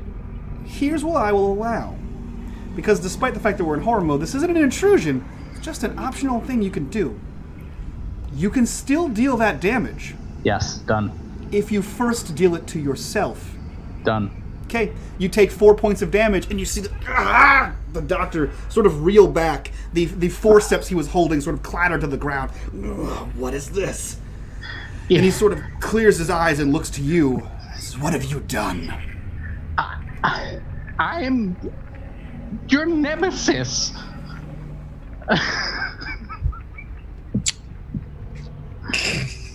You've always wanted to say that, haven't you? It seems appropriate. Okay. Fucking goddamn. I almost had him, Bradley. The doctor looks over to Tora, still doesn't sort of place any threat value in you, and holds his hand up and says, "Scalpel." Okay. He put it back down. That's how nurses work. Do you hand him the scalpel? Yeah, I mean, like, it's not like he's reanimating. No. No, and there's a table and a Hiram between him, and it's not like he could stab Bradley. But what he does do is he takes the scalpel from you, and he just locks eyes with you, Bradley, as he just sort of stabs it into his sternum and sort of cuts up. And you see him reach, like Napoleon, into his self and squeeze. And you feel as if somebody has squeezed you, and the two of you will take 7 points of damage. Ooh, I'm down. In might? Oh, I only had 7 in might. You're still alive. You're just you're just down in might.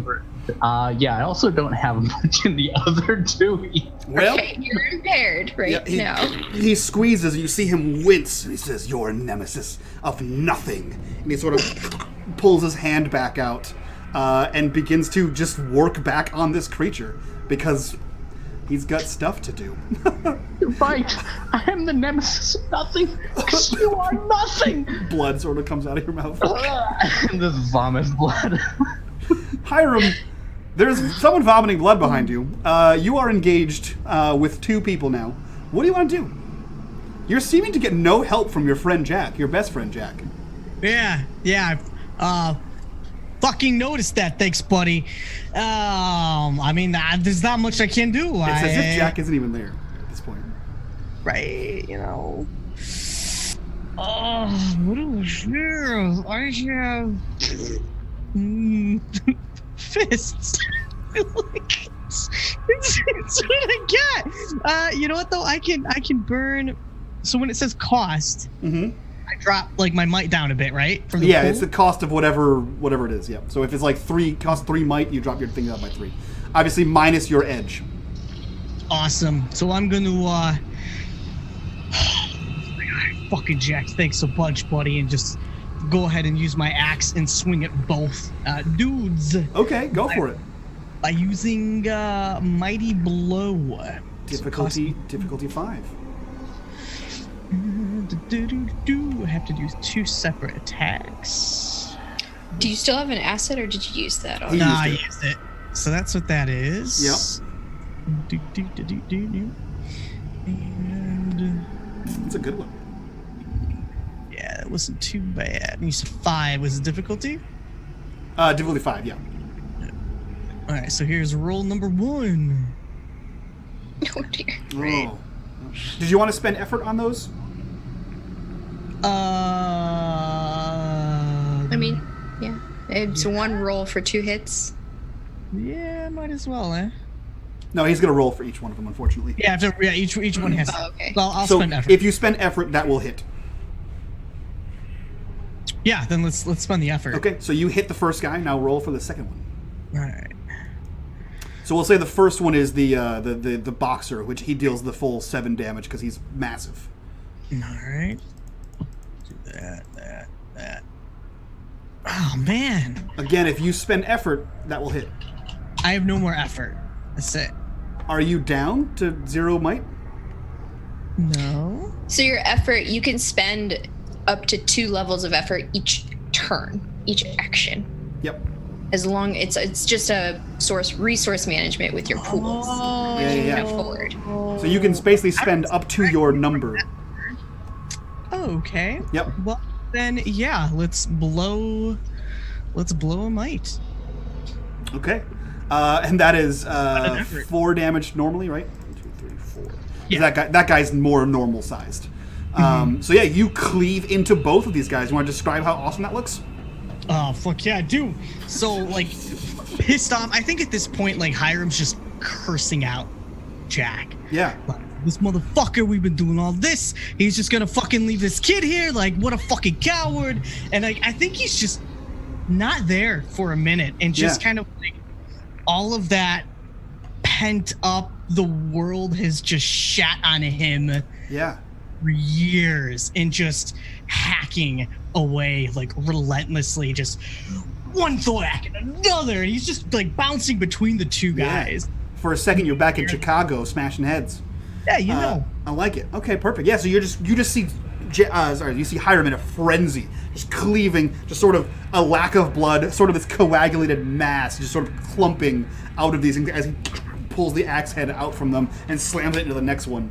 That being said, since I know that Tora's going to ask more questions, I'm going to quickly go to Jack. Jack, you have managed to find a release lever for what you assume to be the trunk. You roll me an intelligence. Difficulty is going to be 3. All right.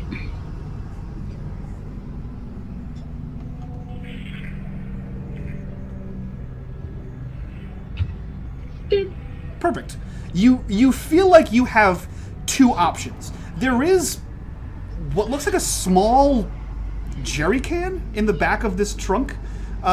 It's rather flimsy, right? You're used to like a big metal sort of tank of a jerry can. This is small. It's like the size of what we would know as a basketball, right? But it's very flimsy, but you're fairly sure it can hold some gasoline. You have an option where you found where the gas tank should be. You can either puncture it with something and drain it into this, or you believe you can sort of puncture it, well, you can puncture from the bottom and bleed it into this, or puncture from the top and sort of scoop and or tear pieces of your clothing off and make soaked rags.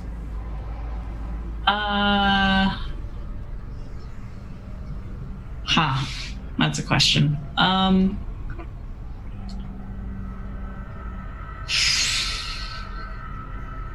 Do you have my flask that I handed you? I probably handed it back to you, to be honest.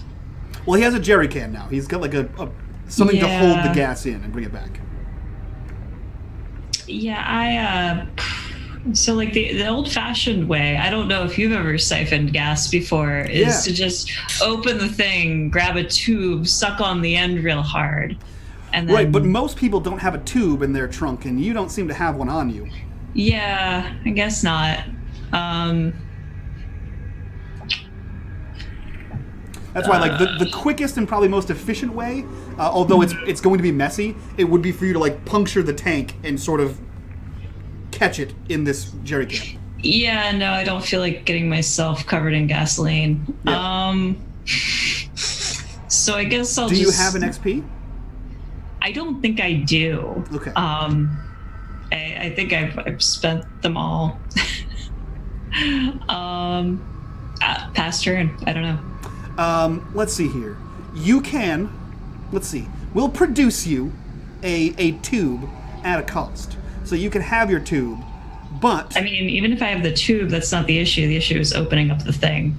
And I don't want to get covered with gasoline. you found the gas cap, right? It's in the side panel of the vehicle, and you sort of, there's this cap, you have to unscrew on the side of it, right? The problem was you had no tube to get the gas out, so puncturing it was the only route you had. But if you have a tube on you, we can give you one of those. I don't think I'd have a tube on me. Okay. So it's all good. All right.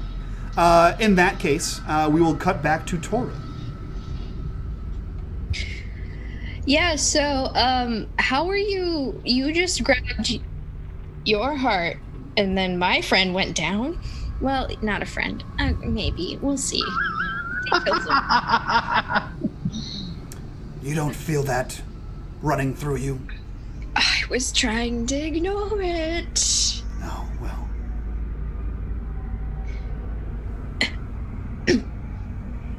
You'll be fine. You stop noticing it with time.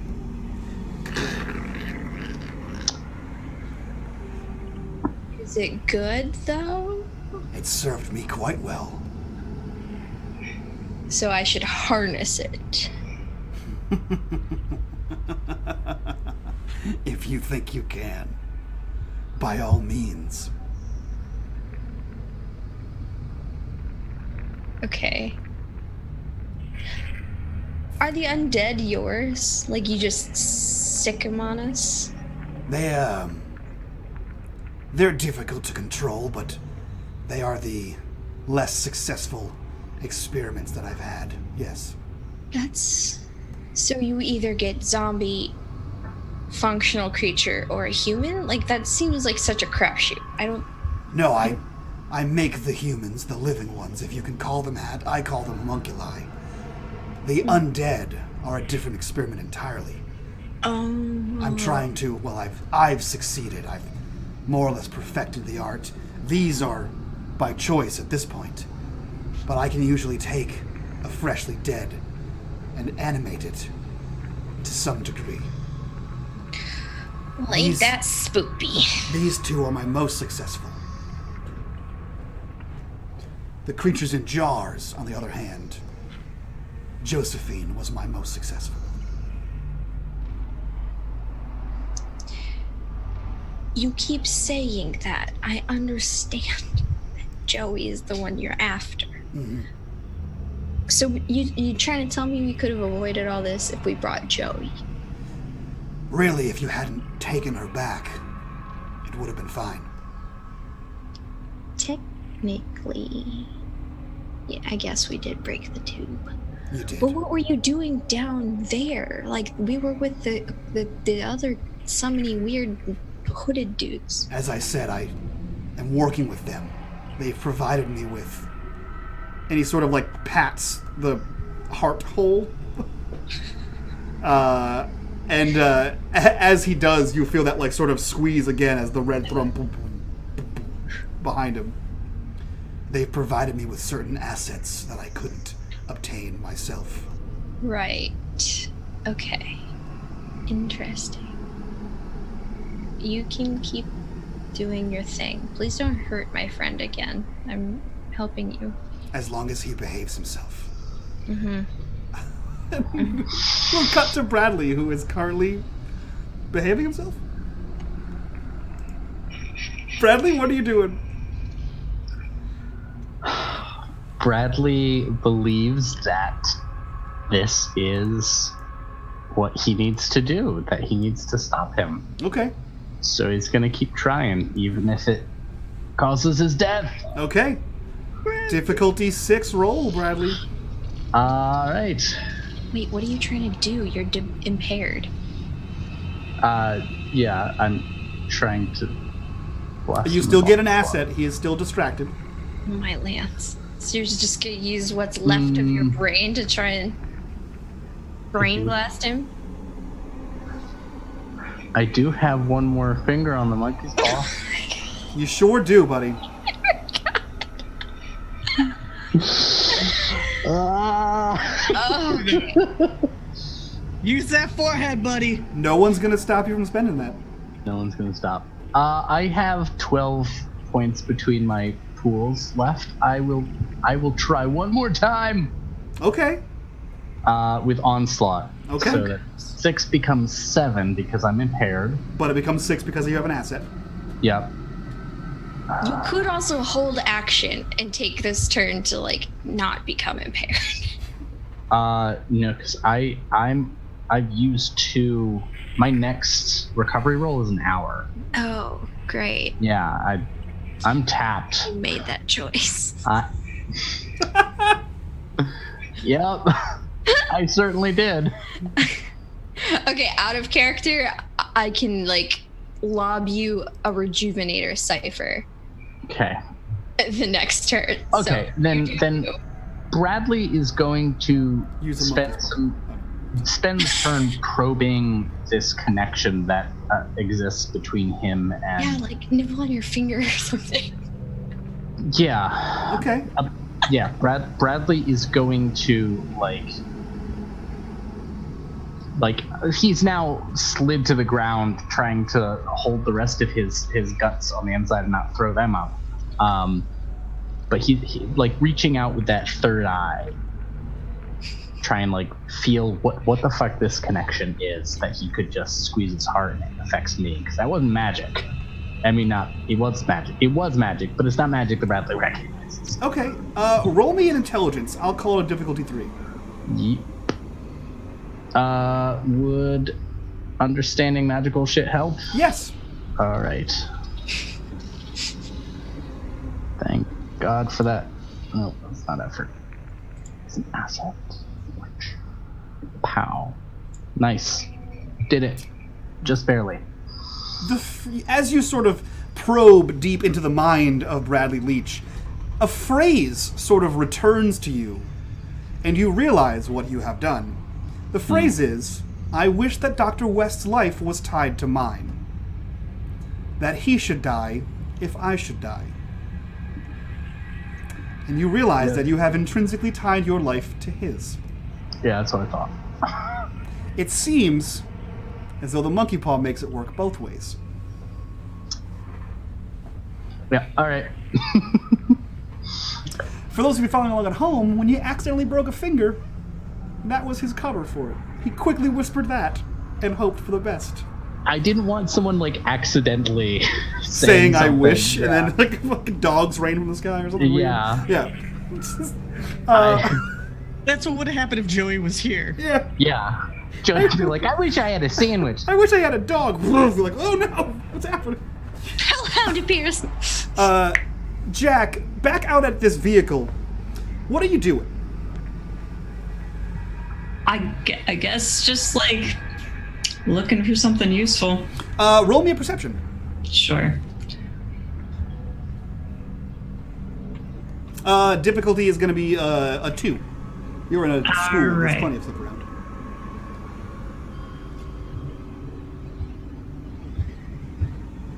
It just says Colin impaired. Terrible.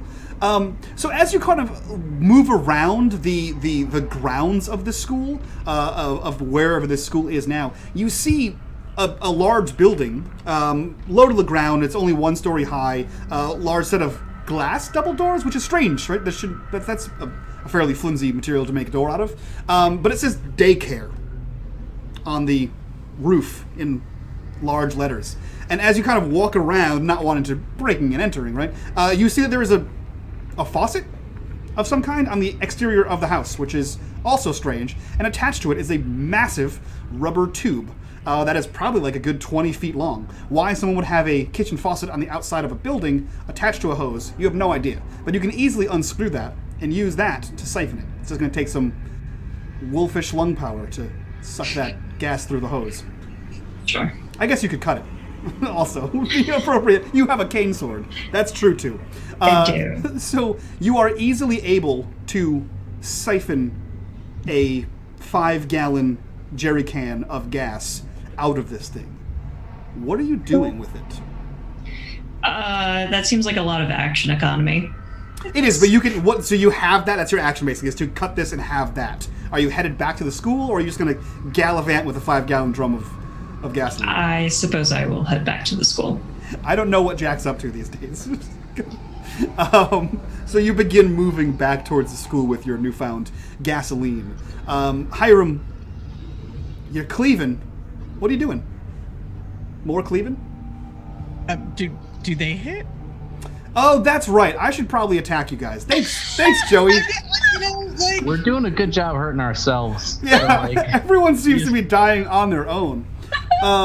Joey, I need 2 speed or might defense. I'll let you decide how you're taking this. Are you dodging or are you just taking the brunt of it? 2 level 5 speed or might defenses from you. I'm going to speed because I'm proficient at that. Weirdly enough.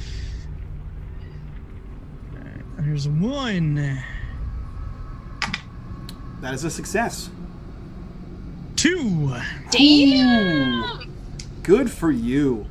So what is your minor effect? You can take +1 forward if you'd like, or you can... Or you do can take something- +3 damage. I'm gonna take +3 damage. It is... yeah, we'll do that. Normally on defenses we don't do that, but that's fine. We'll do that. We'll carry that forward. Right. Carry that forward. You get +3 damage your next one, because why not? It's the season start-ish. So... Finale starts. Finale premiere. Finale. Tora, what are you doing as you So act as a nurse? perpetually while I've had this conversation, I've had my hand behind my back. Yeah, of with course. My dagger. Sure. If he's not like needing a whole lot of tools, I'm slowly edging my way back closer towards the thrumming. Okay, yeah, so you sort of casually move back towards there. Make me a stealth. Okay. It's going to be a difficulty, we'll say he's relatively distracted. It'll be a difficulty 4. Okay. Stealth falls under speed, yeah. It does, yes. I don't. Okay, we'll do this. You know what? I will apply effort. Okay. And yeah, that's gonna be a fun one. So we'll do 1, 2, swing. Oh no! Horror mode. Oh dear. First one. Oh no. It was about time. Now the number's 2. Anyone who rolls a 2 or Yeah. lower. Drop my knife. I trip over my knife. Great. It's nice knowing you all. Yeah. What happens here? Yeah, so you begin to slowly back away. And you see the doctor reach his hand out, and he says, Bonesaw. Bonesaw. And he looks up, and you see his foot move to what looks like a sewing pedal, and you see him press down on this pedal, and he kind of leans back and says, "You're not gonna like what you find." And he releases the pedal, and you hear this like click, click, click, click, click, click, click, click, click happen behind you, and something is clearly opening. And as it does, this reddish black thrumming gets brighter and brighter, as if he just opened something behind you, as you are slowly backing towards it. And then he sort of leans over and gets to the bone saw and sort of begins to, as he begins to cut towards something. You're still free to move back towards that thing, but something's different about it now.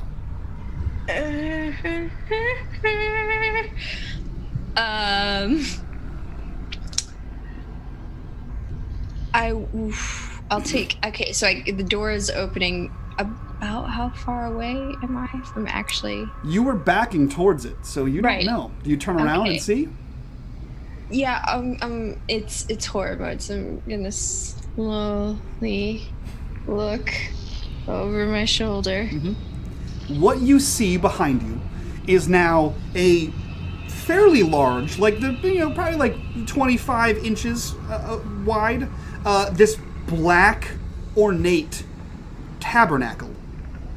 Except what sits atop it is some disgusting form, some like languid squid beast that is sort of like its tentacles are wrapped up around itself, almost like an Ouroboros, but it seems to not be consuming itself. It's just ever folding in upon itself. And the way that you're looking at it, it seems to be like almost moving as the doors click, click, click, click, click, click, click, click, click, begin to open, and a large metal rod begins to slowly out of this thing, and on it is a black dish atop which sits this jagged shard of some kind of stone that is just glowing and thrumming, whatever that is. And I need you to make a difficulty 6 intelligence defense. And, yes, I'm pretty sure I already have an inability, so this will end well for me. You have an inability to intelligence defense? Yeah, because I've been exposed to the occult so much. Oh. Yeah. Yikes. Oh no. Yeah. Yikes-a-bees. Okay, make a difficulty 6 with your inability. Wait. You said it was a level 7? No, it's level 6. Okay, so, okay. If you have an basically inability, it it's makes it level 7. Yeah. I'm gonna apply 1 level of effort. Okay. No, not It's again. a 2! Horror It mode increases begins. to 3! It begins. Jess, what have you done? Oh, What have you invoking done? The beauty of horror mode. I love it so much. Perfect! This is my favorite part of the show! Jess dies. No, the person, not the character. The character's fine. You are... Yeah. you are enthralled by this, whatever this thing is. And you sort of, where you were like trepidatiously kind of peering around, the rest of your body catches up and you are now just staring at this thing. And you can feel, which is the creepiest part, it's staring back at you. The immediate emotion you feel is that moment that you were astral projecting and you were out of control and something was reaching towards you and pulling you into the upper atmosphere. You feel that same kind of pull towards you, and as you look into the swirling, facets of this gemstone, you see that otherworldly, like Aurora Borealis, that Horsehead Nebula kind of situation, and you feel as though you're transported to a different place entirely, a place of just terrible horrors, and your mind is full of screams, and then it's full of nothing. And you find yourself kind of floating in a void. Bradley, for you paying attention at home, you see her turn towards this open tabernacle. Fortunately, she's blocking the thing from you, but you see her arms kind of go slack, and you see the blade sort of tink, tink, tink out of her hands as she slowly, listlessly walks towards that tabernacle as if she's being drawn there. Bradley, what do you want to do? Running start to tackle her away from the tabernacle. Okay. It's going to be a low difficulty. It's going to be, we'll call it a difficulty 2. Okay. She's a sturdy lady, and you're a slight man. I wish you could, but you're still impaired. I am very impaired. Yeah. So that's a thing that I'm dealing with. Just don't roll a 3. We're all dealing with in Yeah. a lot of ways. There we go. Roll. Difficulty is 3. Just roll a 9. You succeed. You tackle her Nice. to the ground. You tackle her, and Tora, I will let you make a, we'll call it a difficulty 5 at this point. We'll reduce it by 1 for the tackle. A difficulty 5 intelligence defense. Okay. To see if you can snap out of it. I thought you rolled another 1. I know, me too. I panicked for a second. Difficulty 5, that still would fail unless you spend effort. No. Okay. I mean, so it was already a level 6 for me because I have an inability. Oh, right. Yeah. Yeah, so you tackle her to the ground, and you feel her, like, it's not very aggressive, but you feel her struggling against you as if she wants to be close to this thing. Roll me an intelligence check, Bradley. Where did my character sheet just disappear to? It's going to be open-ended, so do a 0. Okay. Intellect, you said? Mm-hmm. Okay. I'm going to spend a level of effort. Okay. I can afford to.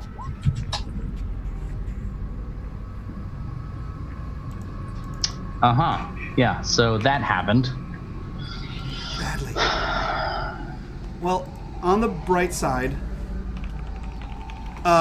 you know what this thing is.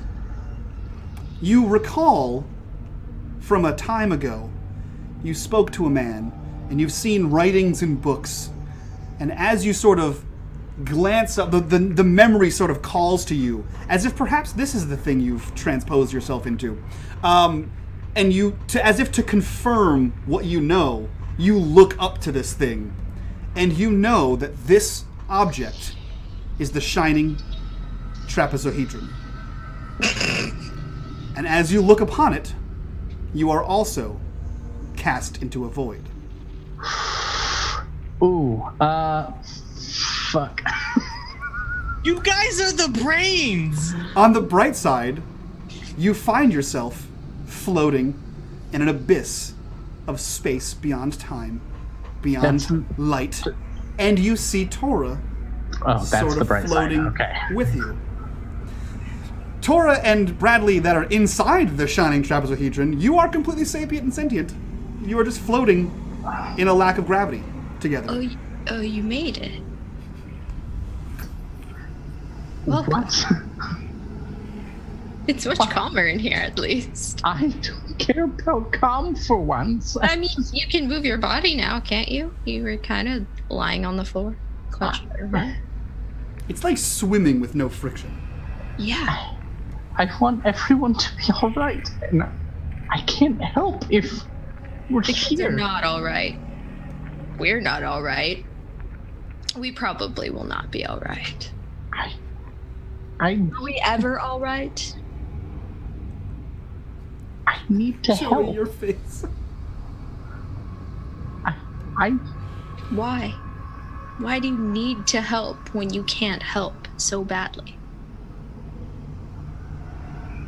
Because it's the right thing to do.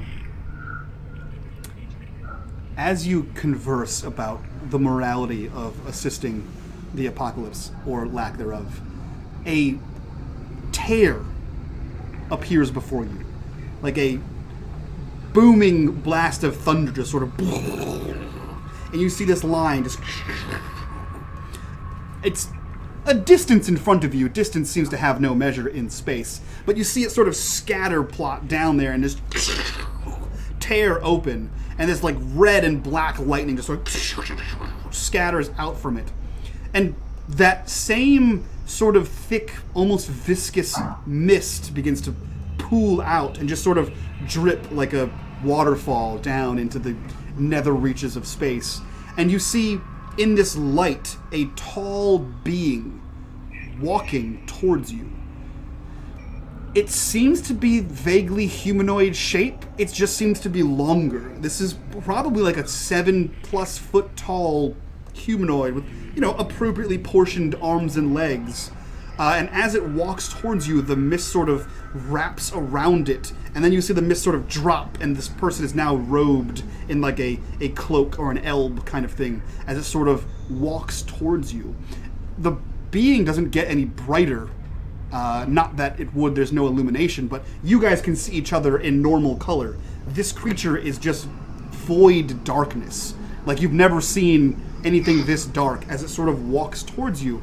And you see that the robe it's wearing is like, a deep royal blue festooned in like gold. And you see the same kind of symbology that was on the outside of the building, that, Enochian, you see Sanskrit, you see Aramaic, you see Egyptian symbols, more Egyptian than anything else. And as this person kind of walks towards you, Bradley, you actually have a distinct, from your historical kind of perception, he looks like bone structure wise and like the way he carries himself, and as he kind of walks, more of the mist sort of swirls around him and forms like more of his garb.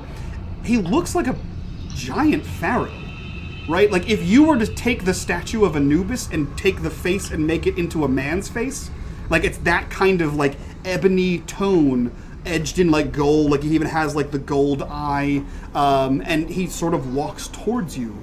And you see his mouth moving, but no words kind of come out, as he just walks through space towards the two of you.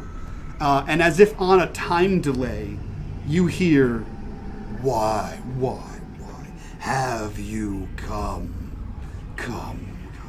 As it sort of echoes and reverberates across space and time. And he stands there before the two of you.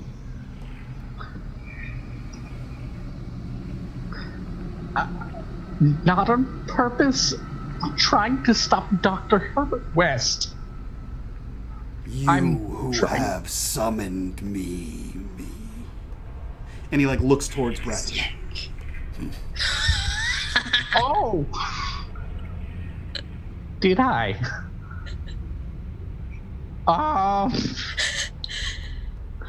Who knew you were so powerful, Bradley? I want to end this horror that has befallen my home.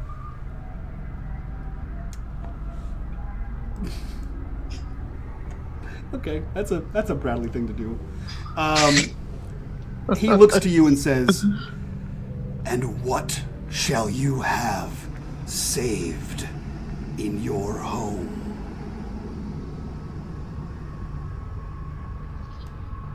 If nothing else, memories.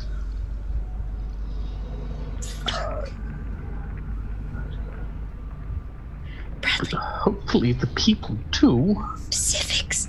Remember specifics. I'm not making a wish. Oh no, am I making a wish? Clarifying a wish or two. He strides towards you again. And he says, "You who have opened the door for my entrance, your wish is granted." And he begins to reach his hand out towards your head. Do you do anything to stop him? I'm gonna try and swim away. With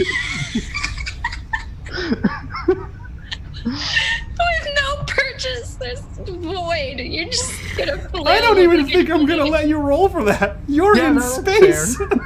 You flail like a fish on land. You look super uncool as this guy. That's Tora just shakes her head Bradley at will you. die as he lived, embarrassingly.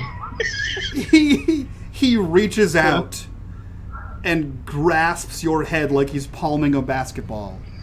And he says, "Your memories will be preserved." And you feel like the pressure of him crushing your head.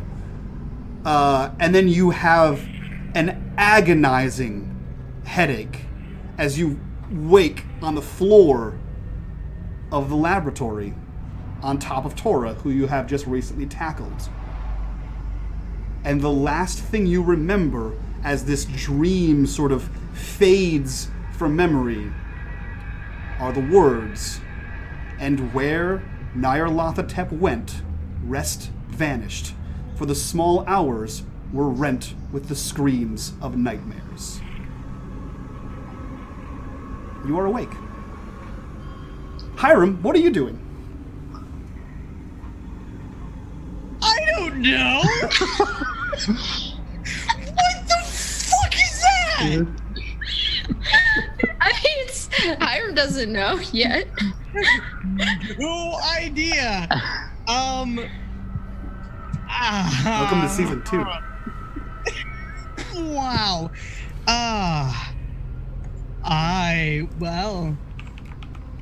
So, what did Hiram see? You saw Tora walk towards a thing. Acting weird. Yep, and then you saw Bradley run around, tackle her, and that's it. Okay.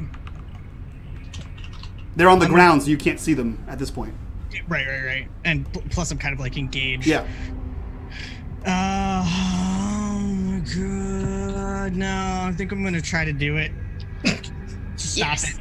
To end it all. Okay. I would like to push my way through the other dudes, and as Bradley is kind of like on top of Tora tackling her, I want to reach in and grab that monkey claw.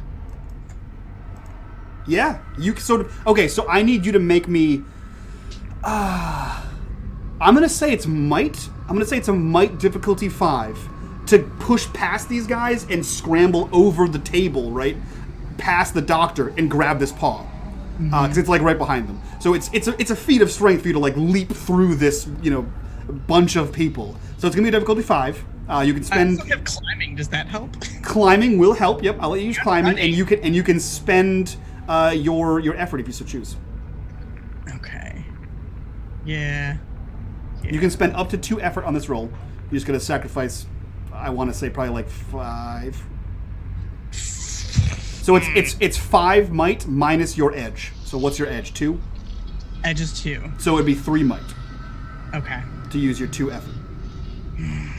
Yeah, this is the end anyways, right? Let's do it. So 5. It's gonna be the end if someone dies. So then 2 effort, right? Yep.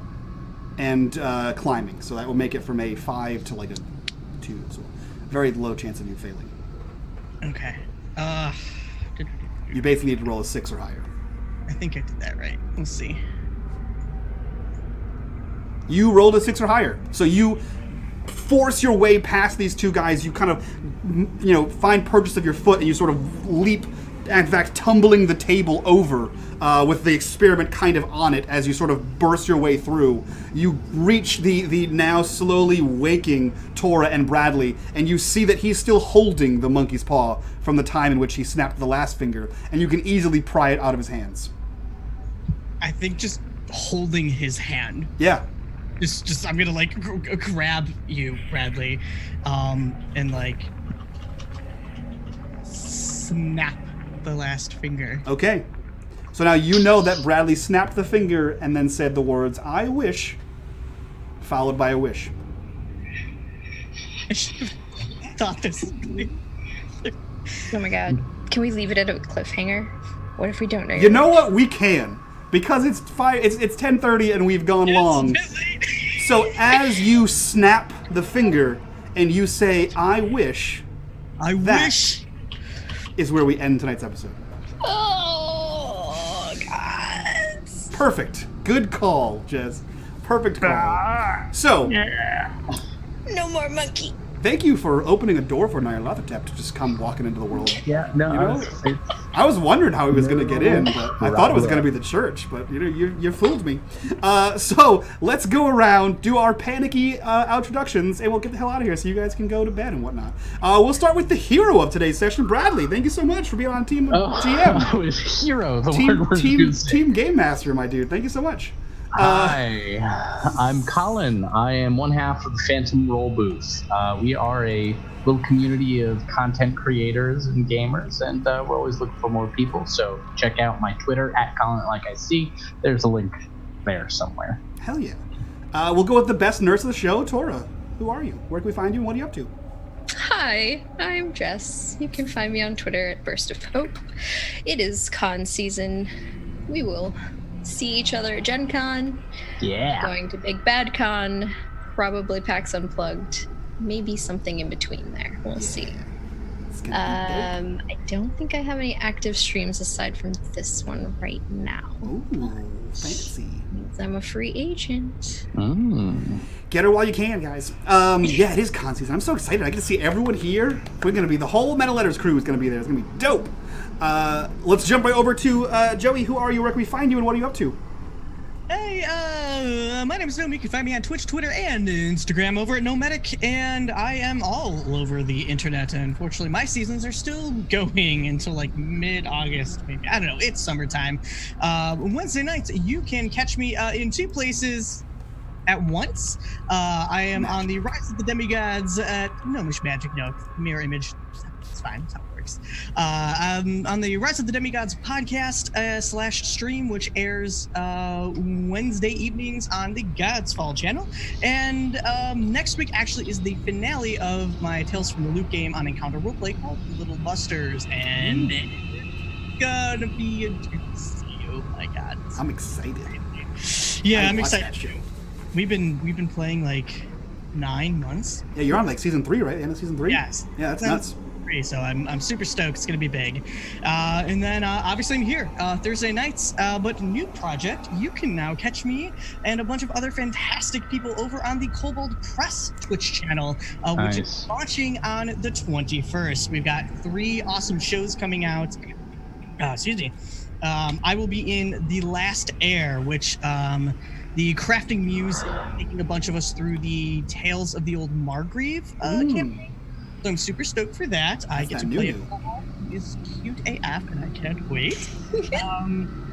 And then World Tree Burns is also making its return, I believe, on Tuesday evenings as well. So super stoked that. I love watching that show.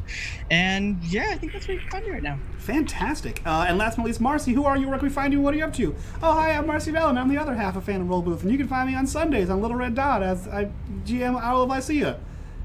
I think that's it. I think that's all she's doing, right? Something about Morty's Devils. No, that's just a show on our channel on Fridays. Yep, perfect. I think that's it, right? I think I nailed it. Perfect. Yeah. With that being said, thank you guys so much for your massive donations. You unleashed all kinds of Eldritch horror that I was not expected, and Bradley almost died, which is great. Yep. And Nyarlathotep is coming in, so that's cool too. I'm sure that'll make season 2 great. If you guys want to support the channel as a whole, you can do so by going to check out our Patreon. And if you guys want to join the conversation, please hang out with us over in our Discord. With that, we're going to go raid Margaret Crone. They are playing some Jinx Academy, the Jasper Jinx Academy, some witchy goodness. So go check them out. And yeah, give them all of your high-stakes raid love from all of us to you guys. Bye-bye.